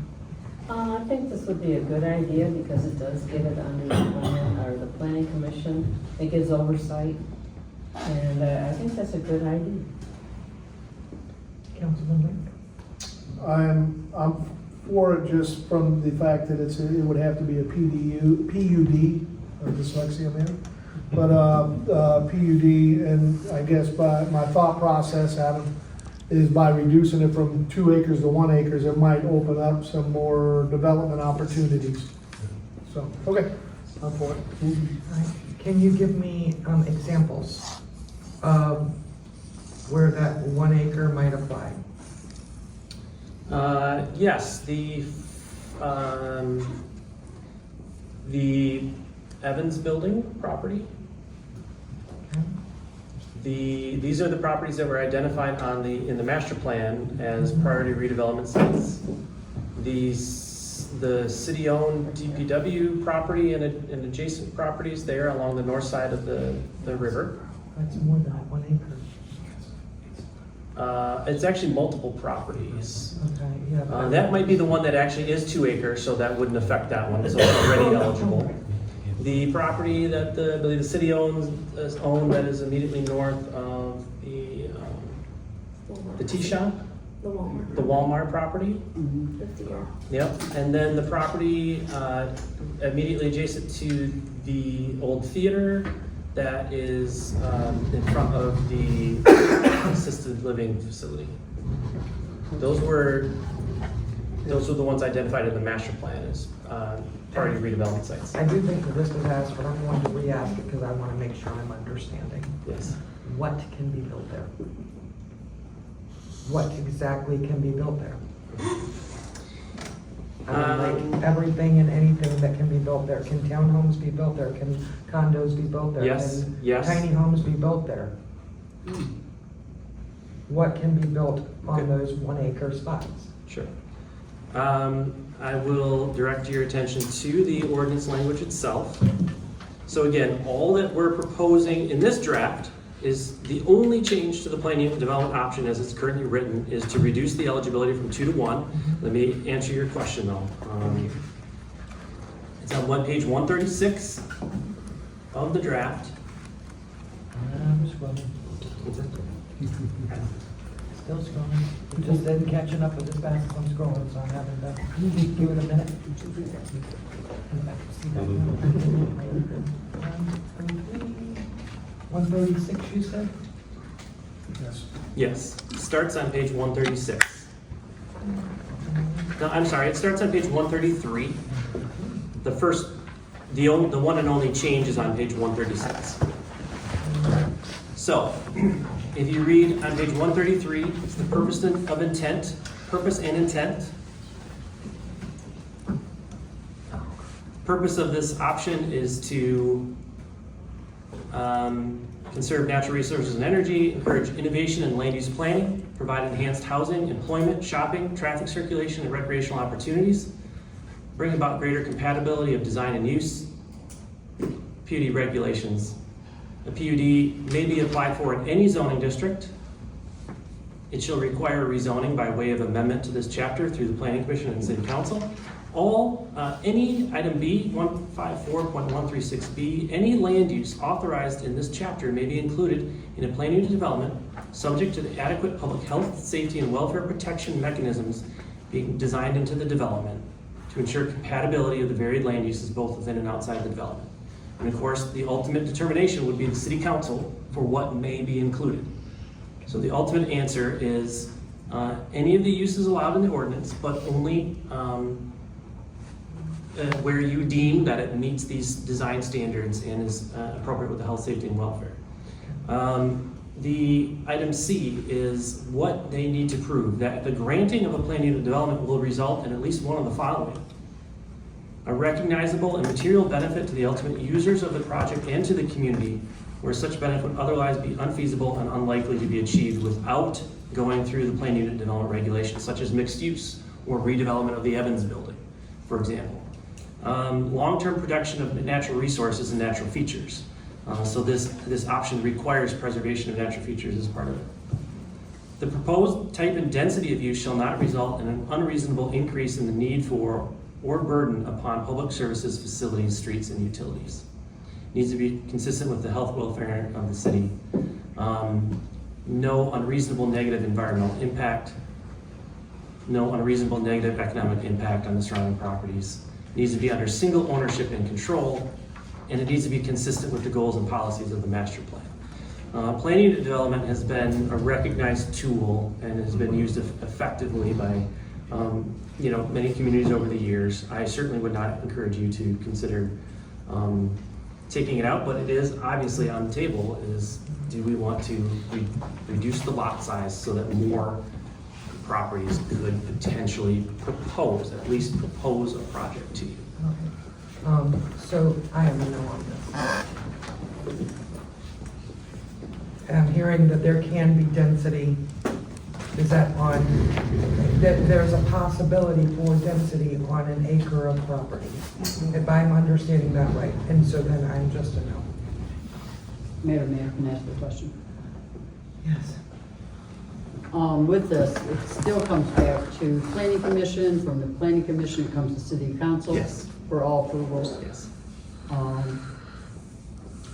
Of how this is done. Okay, thank you. May I interject something real quick? Oh, yes, hand up, go ahead. As a general feature, like Adam, think about this and comment on it. Plan unit development is probably the most control that a community has over a project that goes on. It gives them the most right to make discretionary decisions. It comes back to the voting, the city council, where the elected representatives are. Knowing from projects that I've seen or been involved with have gone on, the hardest ones to get done are the ones that are required to be done in plan unit development, because it's the most control of the city. I would agree. And also, if it's in historic district, it's gotta go through the historic district. If it's in downtown, it's gotta go through the downtown. So we've got a lot of safety checkpoints there that it's gotta go through, so.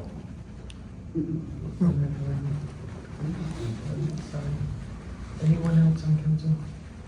Okay. All right, Adam, if you would read it out. Did you want, okay, this particular one, so do we reduce the minimum eligibility for plan unit development from 2 acres to 1 acre? All in favor, raise your hand. All opposed? And finally, the last one, number 13, establishment of off-street parking formulas for the new residential use types and adjustments to certain off-street parking formulas. So to the extent that some of these aren't applicable anymore because you've selected that they be taken out, such as the townhouse and accessory dwelling unit and economy efficient dwelling, all that we would be left with are, I guess there would be 2 changes. One is to simply insert the term assisted living facilities into the category of nursing homes and convalescent centers. And then the only remaining one would be number of parking spaces for each multiple family dwelling. So in an apartment complex, the ordinance currently requires 2 parking spaces per dwelling. The proposal is to reduce it to 1.5 parking spaces per dwelling. Obviously, there's no such thing as a half parking space, but if you have. That's exactly where I was getting ready to go. So if you have 20 units in the development Yeah. times 1.5, you need 30 parking spaces total for that development. Yeah, that's been kind of a thing the whole time. I wasn't sure if we were talking about a bicycle built for 2 or where we were going with And that. it does not change the current language that requires, in addition, within apartment complexes, that there needs to be guest spaces based on the total number of units. Councilman Dick, I'm a no. Councilwoman Miller, I don't know. Councilman Lake. I'm a yes for the adding the assisted living. My thought on the multifamily dwellings, okay, so multifamily dwellings, apartments, duplexes, those items, right? Typically, I mean, today's economy, not many families can have a single family income. So that makes it difficult for, if you have 1.5 parking spots and you have, 10 units, okay, somebody's out of a parking spot, which means they've got to go somewhere in the city. So I would like to not change the 2 to the 1.5, but I would like to add the assisted living in on the other items. Yeah. Councilwoman Howe? I could agree with that, especially if you don't reduce to 1.5. It's not like unrealistic, really. So, but addressing those permitted uses we have of multiple family dwellings and stuff, I think that's reasonable to rewrite this. Councilman Hicks? I'm gonna throw a clink in it. You're saying 2 per household. What about if they have guests come over? Guests? Yeah. Yeah, so presently in the ordinance, it says you need to have one guest parking space, a collective, a Right. shared, at the formula of one space per each 10 units. Okay. So if it's a 20-unit development, you need two guest Two parking extra spaces. guest in parking. Yeah, I would be for adding in assisted living and stuff and leave it at the two with the kids. And I am also do the assisted living, but I want two at a minimum. There's no such thing as a half car. So then the proposal would be to, with everything that's been discussed prior, the only change then in this section would be the addition of assisted living facilities. Having it be the same formula as convalescent homes and nursing homes. The two cars. And that would go away. Okay, the one and a That half would go cars away. would go away. Okay, that's, I just wanted to make sure. All right. Okay, so will you read to us what we have here? Yep, so essentially every change that's proposed, except for the assisted living change, Goes it away. would go away. All in favor? Okay. Thank you. That's it. We can work on a revised draft for your further review. And if I could, Adam, I'd like to say thank you. I know we had talked about, because there was confusion. How do you guys want me to present this? Yeah. And we presented we made it very easy to go through, so thank you very much. You're welcome. Yes, you made this very easy. Very good, thank you. All right, so we are now moving on, and Denise, this is your topic. The resolution number 02126. It's a very important thing we do right now, is if you can get hold of your representatives up in Lansing. They're trying to take local control away from processes like this. And this shows today exactly why we need to keep this local and not let the people in Lansing that don't know about Linden make those changes for us. It's sad that it's not in committee right now. I'm not sure if Brad can add to that. But if you can get a hold of your representatives, Mueller, and just send them a quick note and tell them we want to keep it local. I've talked to Mike Mueller and he's not interested in taking this away. But thank you. I just wanted all of us to be able to discuss it. Do any residents have any questions on this topic? This is the keeping our zoning ours in accordance with the state, our choice. Seeing none, okay. Councilman Dick, any questions? No, we need to be against state preemption at anything and everything, just about. Councilman? I agree. Councilman Howe? I totally agree that we need to, okay this and sign this. And I do want to add that I did talk to Mike Moon at the expo, and I brought this up first and foremost, because this is near and dear to my heart.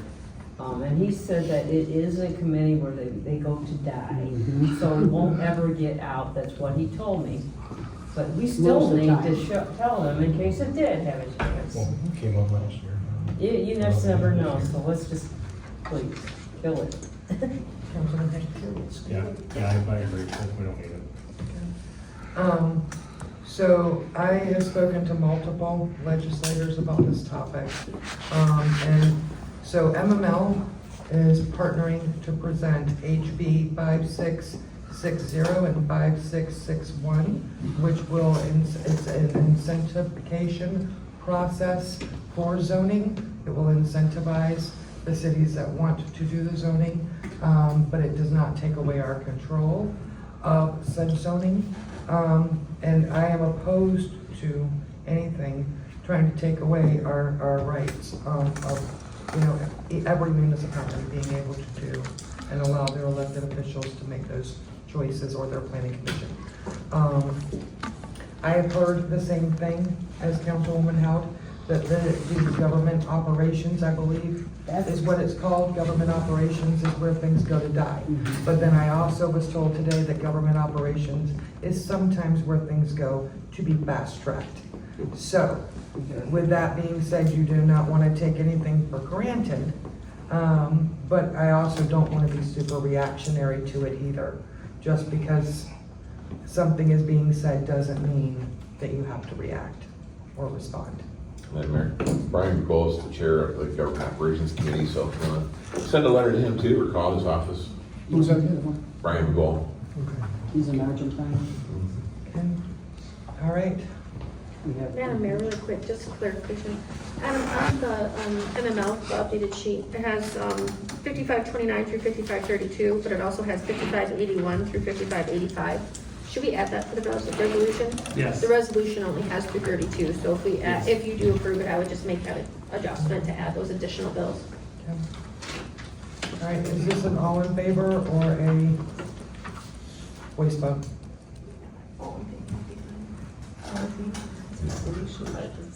Oh, yeah.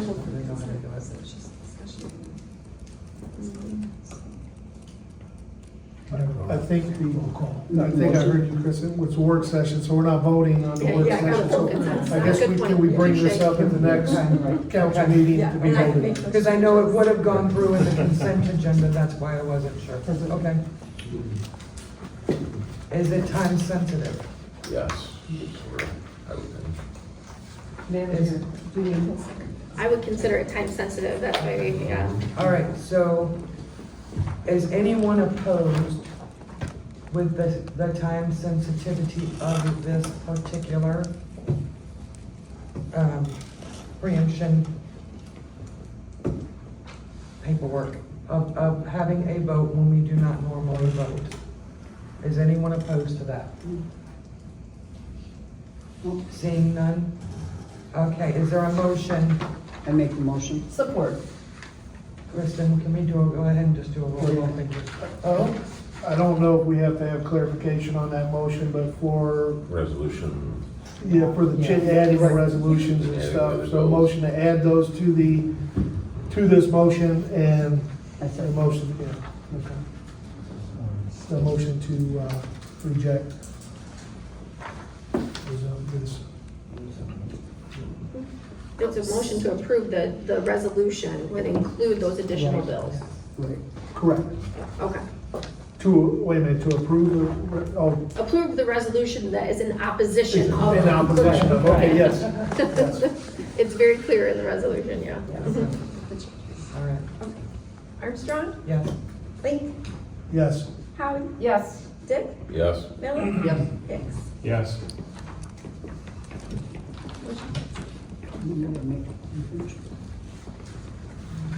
What was that? Unfinished business?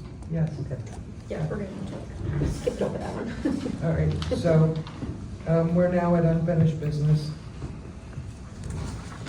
So, at the last meeting during council comments, Councilor Link brought up, adding this to the next work session potentially for some further discussion. So I have added it for further discussion and just seeking clarification from council, as to what the expectation is, and just to, so I know, how to, I guess, address this. Typically on agendas, unfinished business items are, business items that have been revisited or visited once and then they get brought back, and usually they are added to the agenda for when you're ready to take action on. So I guess if we're just talking about a generic list, it's added on the agenda for action. So I guess Yeah. if you're just looking for an update, I mean, that's something that staff can provide updates on, or I guess I'm just curious. Where I work, we call it a hit list, but being politics, everybody would be up in arms, so. But essentially, maybe an open items list. Sometimes things, my concern is, or what I would like to try to make sure that it doesn't happen. Things are brought up, and it's talked about in one council meeting, and then either we as council, I mean, it's everybody. There's examples anybody. forgetting about it, right? Nothing happens with it, I forget to bring it back up at the next meeting. It was discussed one time and then it just drifts away into the clouds. What I would like to see is a section, in our agenda packet, call it open items, but something that was discussed, for instance, the recording of the meetings, right? It's an open item. We haven't come to a resolution how we want to handle it. We're in the process. You brought the iPad and we're testing things out. I just don't want those things to get lost and forgotten about. So that way, it could just be a matter of, hey, Kristen, can you give me an update on the current status of the iPad? How did that work out, right? It could be a 30-second answer, and then once the council agrees, hey, this item has been closed, let's take it off the open item list. I think the council should also agree to put any item on there. It should be, the council as a whole say, hey, I'd like to put this on there, and then have, everyone agree. And that way, we don't lose sight of some of the discussion items that we have, that residents might have. Is that clear enough? Any residents I'm have any confused questions on this topic of unfinished business being put this way on an agenda? Okay. Councilwoman Miller? Oh, I think it's a great idea. I mean, there's so many things that we just maybe lose sight of that was important, and other things come in, and then we go back and say, what happened to this? So I think it's a really good idea to keep everybody up to date on what's going on. So thank you, Jerry, for putting that on there. There's ideas, people getting. Councilman Dix? Well, it's a good idea and how not to lose good ideas. Councilman Wink? I've said my piece. Okay. Councilwoman Howard? I think it's a good idea, so we don't lose sight of things, because we're so busy that you can, from one meeting to the next, you can lose sight of things quite easily. So especially all of us with our busy lives, and those tend to enter in, so I think it's a good idea. Councilman Hicks? I can agree. It's a good idea. I think it's something we should keep on top of. Very good. Okay. And I agree. I'd like to see it moving forward. Thank you. Can I ask a couple more questions? And I can appreciate having it right there in front of you rather than having to, I guess, look through the minutes, because it's all there in the minutes already. So how would you like this presented? I mean, are we amending council rules of procedure to change the agenda format, or how does council want these items tracked, how often, and what? Yeah, there'll just have to be some clear, I guess, definition for me and us as staff to know kind of what's checked off and what's not, what returns service, what doesn't. Because my understanding is with meeting recordings, it was going to be included in the next budget. So it is still unfinished, but it's still on my radar, and I, as your clerk, want your trust to you to know that once we're ready to bring it back, it will get brought back. And that's fine. So the answer might be when we get to whether it's under a manager's update or we change the format, but it could be something that's on the list, okay, recording of meetings. And, okay, we get to that line item and you're like, okay, well, right now we're in a holding pattern right now because we're waiting for quotes to get back. Or, we're testing out the iPad. It's gonna take a couple months or a couple meetings to determine whether we can get clear audio on it. But it could be as short as a 15-second or 10-second answer, or it could be, hey, we would like a little bit more discussion on it. But it just keeps items in front of us that we feel that we need to address.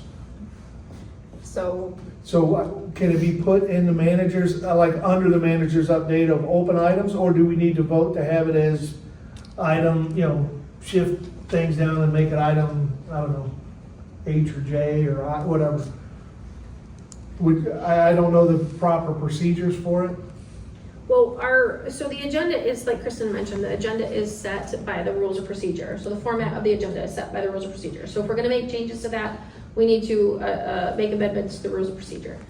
If you just want us to simply update during my manager's update, I mean, I think that that's general enough, or that if you want something more formal where it's a listed item, then that would be something that I would suggest you changing and amending the rules of I would procedure. change it, because I would like it to be open on here, so that not only, you know, it's items that you see, but it's items that we see, it's items that anybody in the audience has, they know, hey, these are the open items, they haven't forgotten what I've talked about, or what I requested, or what they've talked about themselves, so.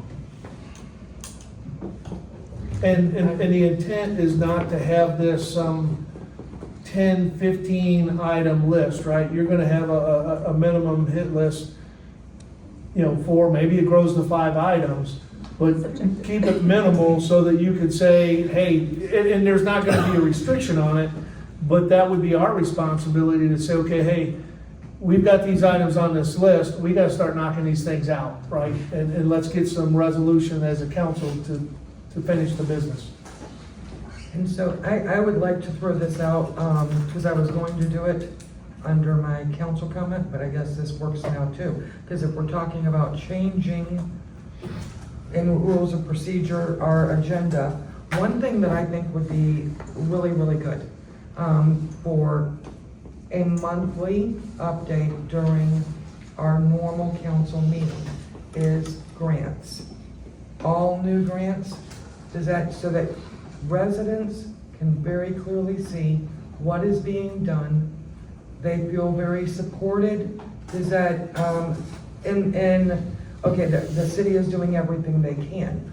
So if we're gonna be adding this, I would like to at least possibly bring for a vote that idea of grants at the next council meeting then, so that we can, if we're changing it, we can just do it all at once. So If it's council's pleasure. We'll just make some,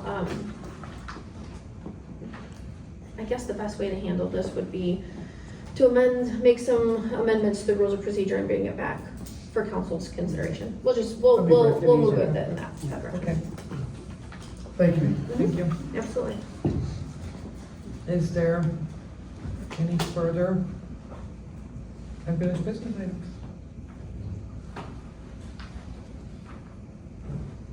That was it. Okay, because that's just that topic. Yes, the Okay, clarification. that's exactly it. It's not I open guess- to interpretation. I guess Okay. one more thing, the frequency on the agenda, just for when I am bringing forward the draft of the rules of procedure amended, do you want it during work sessions and regular meetings? Yes, I would like it to be in front of our face every time. Okay.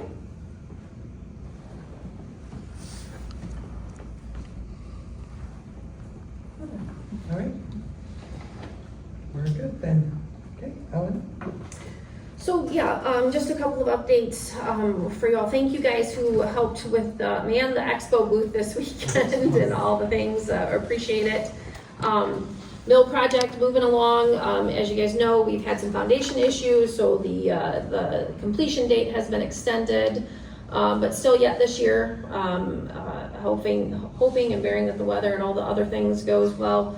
Broad Street project, our mill and resurface project for that is the contractor is wanting to get started hopefully in April. We're a little worried about the overlap with the lap pathway project, but Don's well aware of it and will work with both of the contractors to try to minimize any disruption as possible. It's a mill and resurface. It should go relatively, smooth.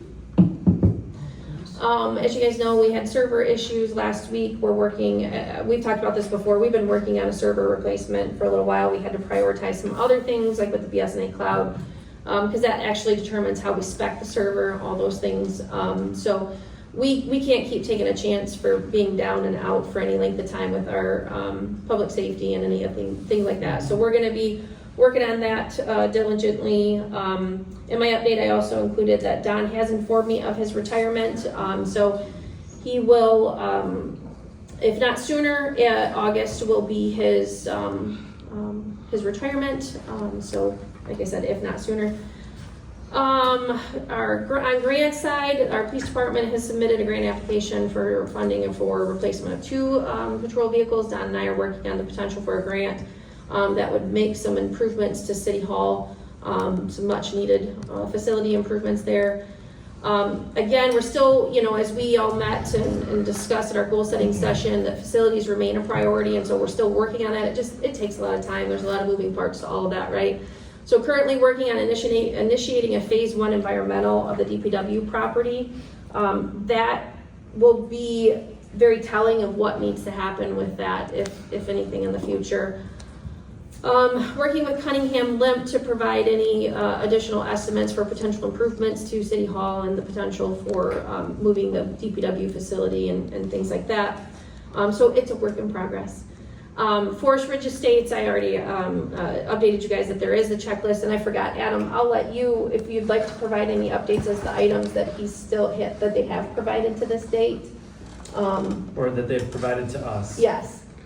There's the draft master deed and bylaws has been provided for review by the city attorney. They have not provided any of the outside agency permits, and they have not provided the before and after observational study of the condition of Andrea Lane prepared by a professional engineer. So some key items are still outstanding and have not been provided to us. They have provided an estimate of the value of construction of the infrastructure that has been reviewed by the city engineer and DPW director as reasonable. So a few items. A little bit to go. And then lastly, after the last meeting, I think there was some confusion, but my staff and I understood that we were supposed to go back and talk with Southern Lakes Parks and Rec in regards to our current contract with them. And we did that. We talked with Tyler. Tyler was able to talk with their board chair. I think Pat is their board chair. And they interpret the language in the agreement as not that there has to be any type of a board, but only if there is, that they would just like a seat at the table. So Tyler confirmed that with us last week. And so Tessa had already begun to implement a lot of the things that were discussed. The library, we do have a volunteer that's coming in. We already have book donations coming in. We have a volunteer librarian that's working on order of all of those items, working on a number of other stuff. The individuals that spoke and wanted a response back specific to LOSI, Tess and I were able to meet with them and had some really good positive conversation and things like that. So at this point, I guess, I would recommend, I guess, or my staff is to allow Tessa to work and run her department. One of the things that she also has already put in place and is advertising is a meeting with the director to allow members to come in and express concerns, questions, anything like that to that nature, and have some time to meet with her individually, express things that they would like to see, whether it be programming, any and all. So that will be forthcoming. She put that in the most recent newsletter, I think, and is advertising it.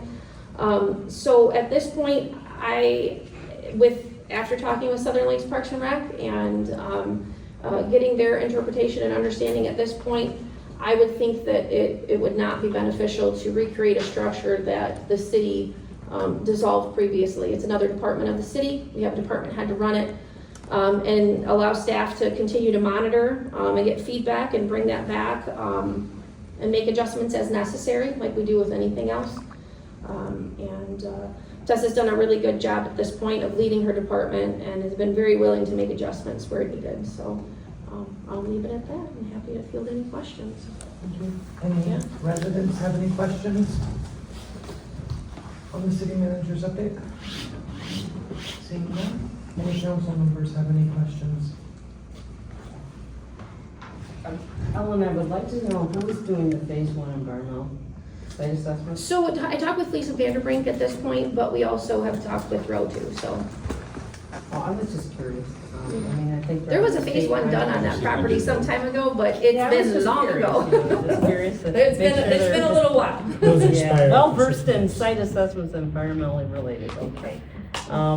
And did I happened to have a walk near the mill and noticed that there was new cement on the northeast wall. And does that mean that they were able to put the new support system into the foundation there?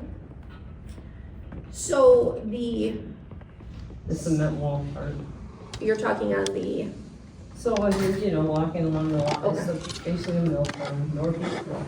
Wait, yeah, northeast So- wall, the one closest to the walkway. Yeah, so done. yes. Yeah, and there's Yes. fresh new cement on the side of the wall, and I just wondered, did that mean they were able to inject the cement and stabilize the foundation wall at that point? Yes. Okay.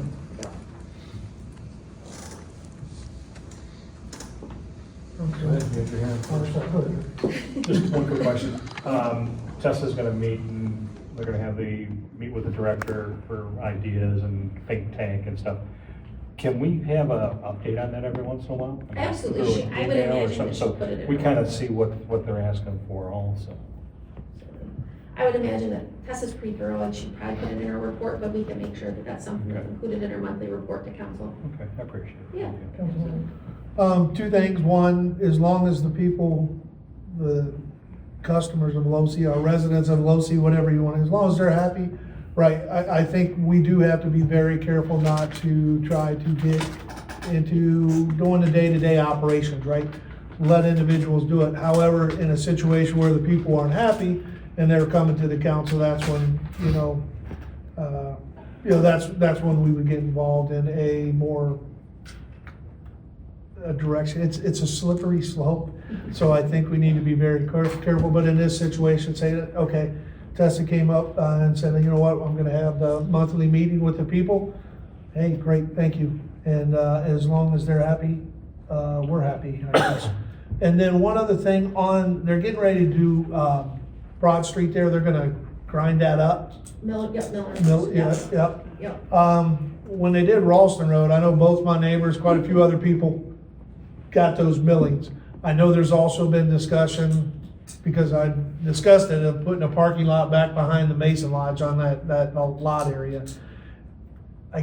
I don't know where we would store it. Maybe we don't have any place to store it, but if the contractor is willing to say, hey, you guys can save us from hauling this away, then we can maybe have some place to store that. So if we do change that into a parking lot, that, okay, we've got a temporary, we can lay the millings down, we've got a real cheap parking lot, and then later down the road, we can budget for a more permanent blacktop parking lot. But it just seems like an opportunity to get some materials for free, possibly. If we gotta pay for it, then no, but if we can get materials for free for something we could do, I think that would be a good idea.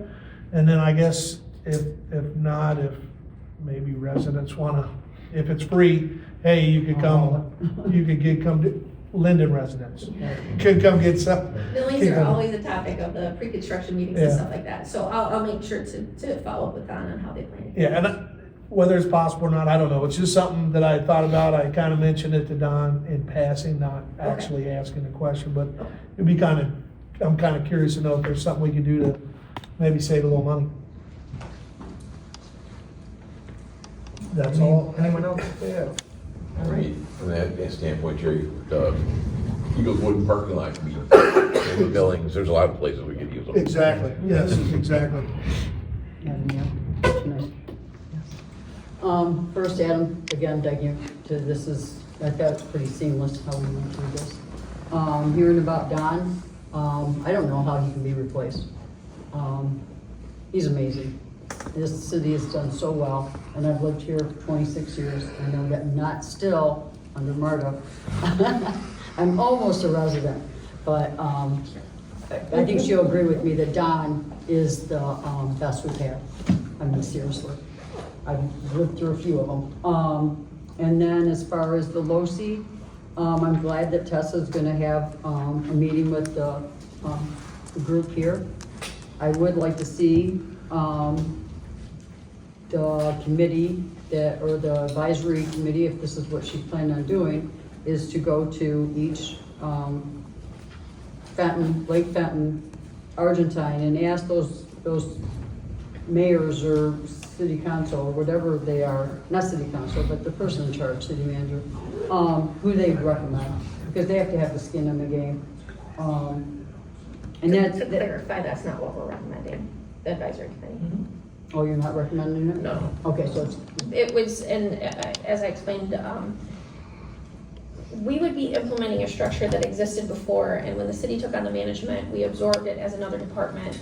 And to put that structure back in place and mimic something that was not effective previously, so we thought more of the, and after talking with Southern Links, they felt that it was not a demand by any means. They just said that if there was one, they would just like a seat at the table. But we felt that people wanted more of an informal opportunity to talk with Tessa as the director, and so Oh, she absolutely. implemented that, so. well, thank you very Yeah, much. I think that's exactly what we have, our residents want, to have that. And I know that I've talked to Pat Lockwood at the expo the other day, and I was telling her about the Soup for the Soul we're having. And there's so many things we can do at night, and we just have to, get our minds together. And Tessa, maybe we can put suggestions boxes in. We got nonprofits that would probably like to help with the permission of the city and Tessa. This place can be great. And one thing that always kept in my mind is the lady that said, as senior citizens, we stay up past 6 o'clock, or we might even go out. I'm one of them people. So, let's see, make sure, and this is much better than we've ever had. Losi is the best as it is right now. So I think Tessa and her group, you can't get better than them. And thank you for the meeting. Okay, so we're gonna get Kel's comments. Oh, I thought that was it. Oh, great time. We're moving right on Yep. into that now. Great time, the expo. Thanks for everybody putting it together. Saturday crew must have done a great job. The basket was full when we got Oh, there yeah. Sunday morning. Councilman next. If you don't mind, I'm gonna address your concern about the speed signs. Oh.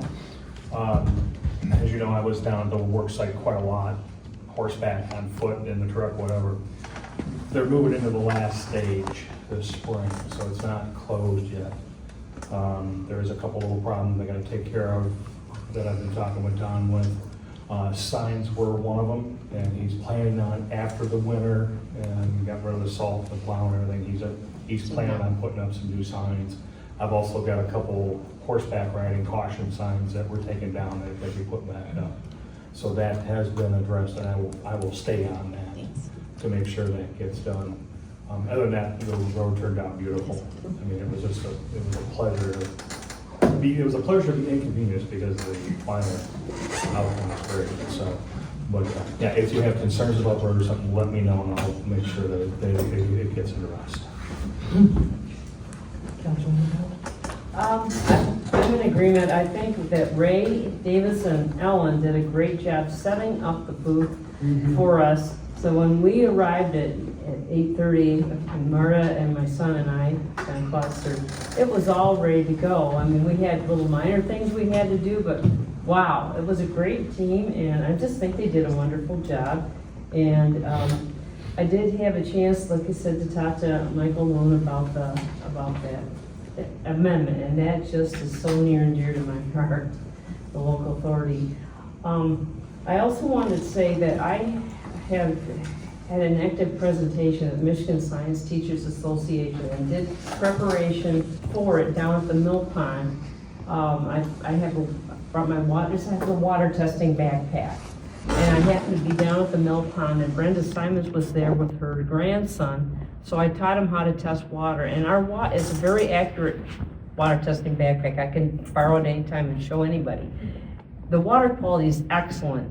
You would think that if there was something going on at the Mill Pond, even considering treatment of the Mill Pond, because the kit, you can test for pH, nitrates, sulfates, phosphates, dissolved oxygen, turbidity, and dissolved solids. And so it came out in ranking high in all those for all those numbers, and I was amazed because I tested purposely near the mill. And figuring, well, if there's gonna be a problem with our water, it's going to be near the mill, downstream of it. I was right at the edge of the gazebo with a pole hanging out in the middle. The kid was having fun. It's like fishing for water. Anyway, but our results were wonderful, and I'll be glad to provide those to you. I forgot to mention that. Also, I wanted to thank Ellen and her staff for the hard work they did in putting together all that stuff about the MISHTA. I mean, I read through it, and I saw you made a marriage request. It came in on a Thursday, February 26th, and my gosh, in 7 business days, they had it done and back, which is amazing, because under the State Freedom of Information Act, which, most municipalities would probably, refer with that bulk material requested, hey, we need, it's 5 days initially, and the entity can ask for an extension up to 10 days in determining how much materials wanted. They can ask for more, that's the state law. So I think you deserve applause. That was a lot of material. You guys rocked it. It was really wonderful. We had it before our meeting today. It was a joint effort with Adam and Kristen. But it was great, because you had it before our meeting today. How nice that is. So, anyway, that's really all I had to say. I just want to say how much I appreciate your work on the expo and everything else. Thank you. Councilman Lincoln. On the Don thing, he is definitely gonna be missed, but hey, more power to you. If you can go off into the sunset and, maybe he's doing Mai Tais down in somewhere where it's much warmer, great. But,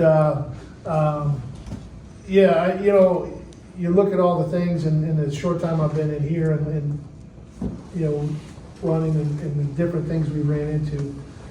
It probably would have been nice 20 years ago if we had Don, taking care of stuff. I mean, because there was a lot of things that were missed that he seems to be on top of everything, and not just on top of what's happening today, but with forethought saying, okay, this is what's going to come up down the road, and we've got to be ready to take care of it. And we need to start planning on taking care of it today. So I'm sure we'll do something for him. But it's a tough one, but hey, good luck, buddy. That's it. Okay, thank you. All right, I'm going to discuss the special meeting. I called a special meeting in accordance with the charter, and the provision in the charter is in fact section 4.7 that does in fact give me authority to call a special meeting.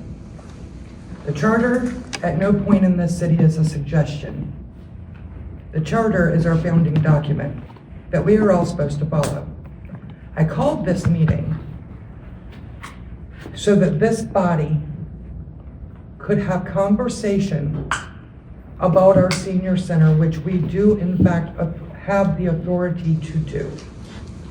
We have the authority to have a conversation about what direction we would like to see this go. I didn't do it with a direction in mind. I did it so that this entire body could make said decision. And the wording that I actually used was, if I need to change the document, please remain in contact with me, and I will. Friday is in fact not contact when you had a meeting on Wednesday. So we are going to repeat this again. And I am calling a special meeting, and I am giving 10 days for said special meeting so that this body can discuss Pelosi Center and the advisory board.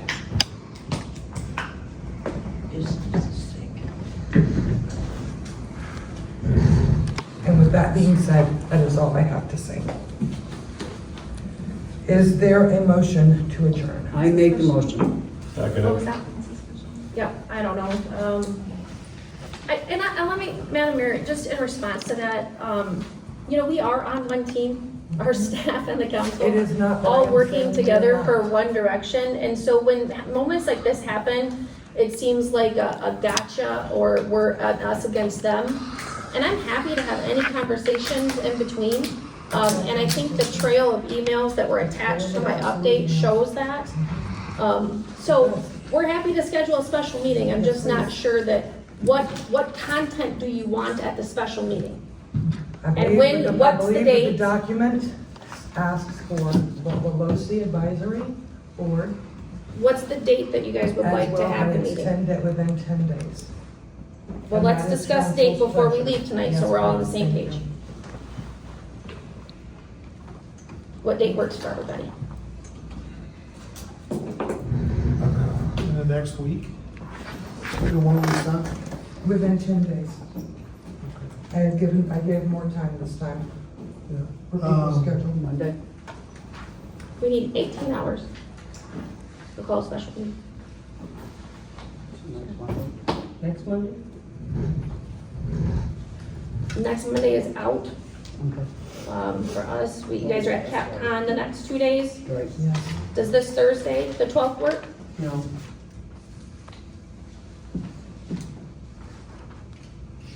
St. Patrick's Day, the 17th? I'm good. That good? It's good for me. I don't know about everybody else. Tuesday, I could do that. What time? 6 o'clock? 6:30? 6:30 at least. 30. Okay. Yeah. For the rules of procedure state, any council member shall have the right to add items. Any additions made by council members shall provide their own supplemental information.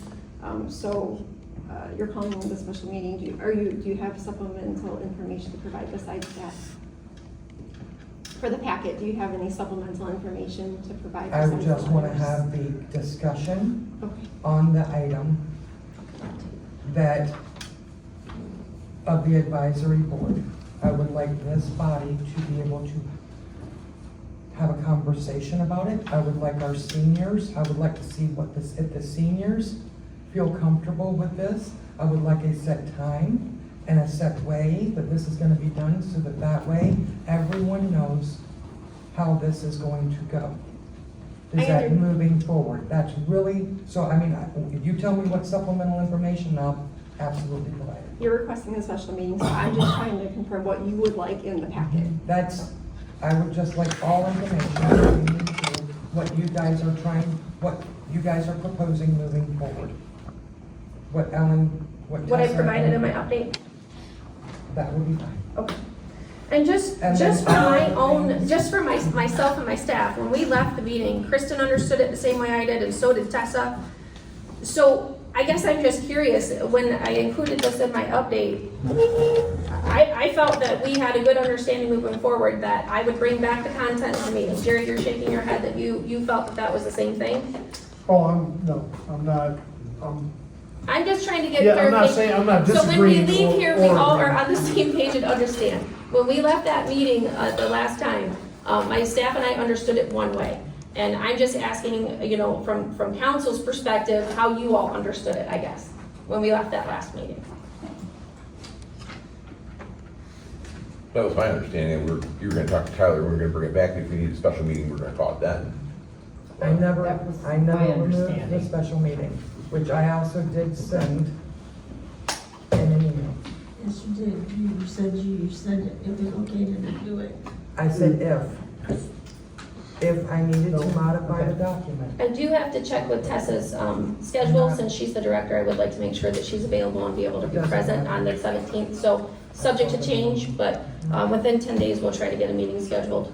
But as of right now, we'll hopefully schedule for the 17th at 6:30, but I just need to confirm schedules. Sorry. Madam Mayor, can I ask one question? Yes. Is there an advisory board? So you guys voted at the last meeting to pause the advisory board. So Tessa sent out an email to pause the advisory board for now.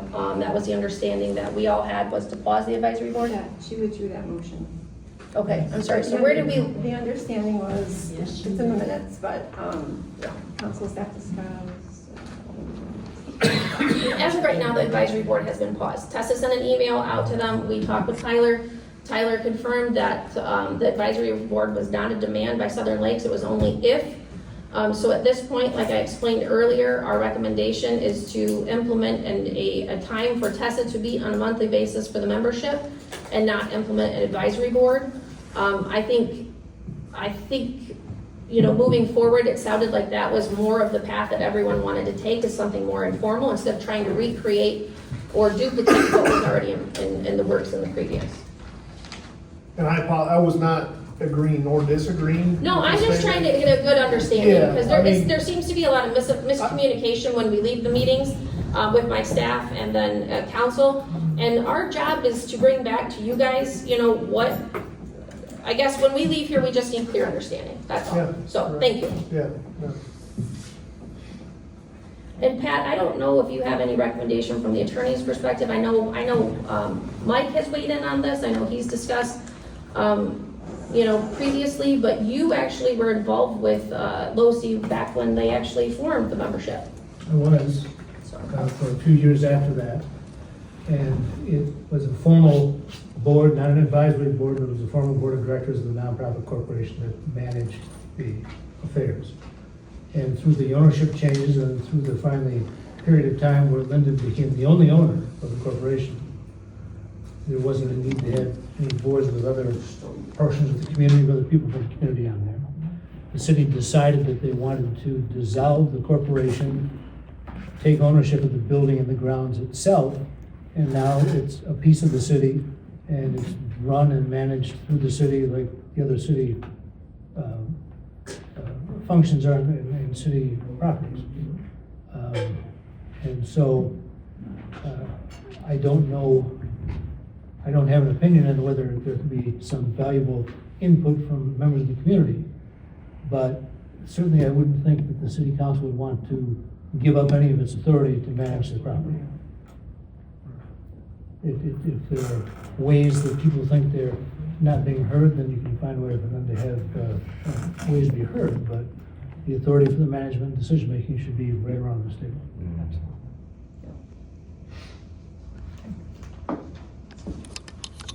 Is there a motion to adjourn? I make the motion. All in favor? Aye.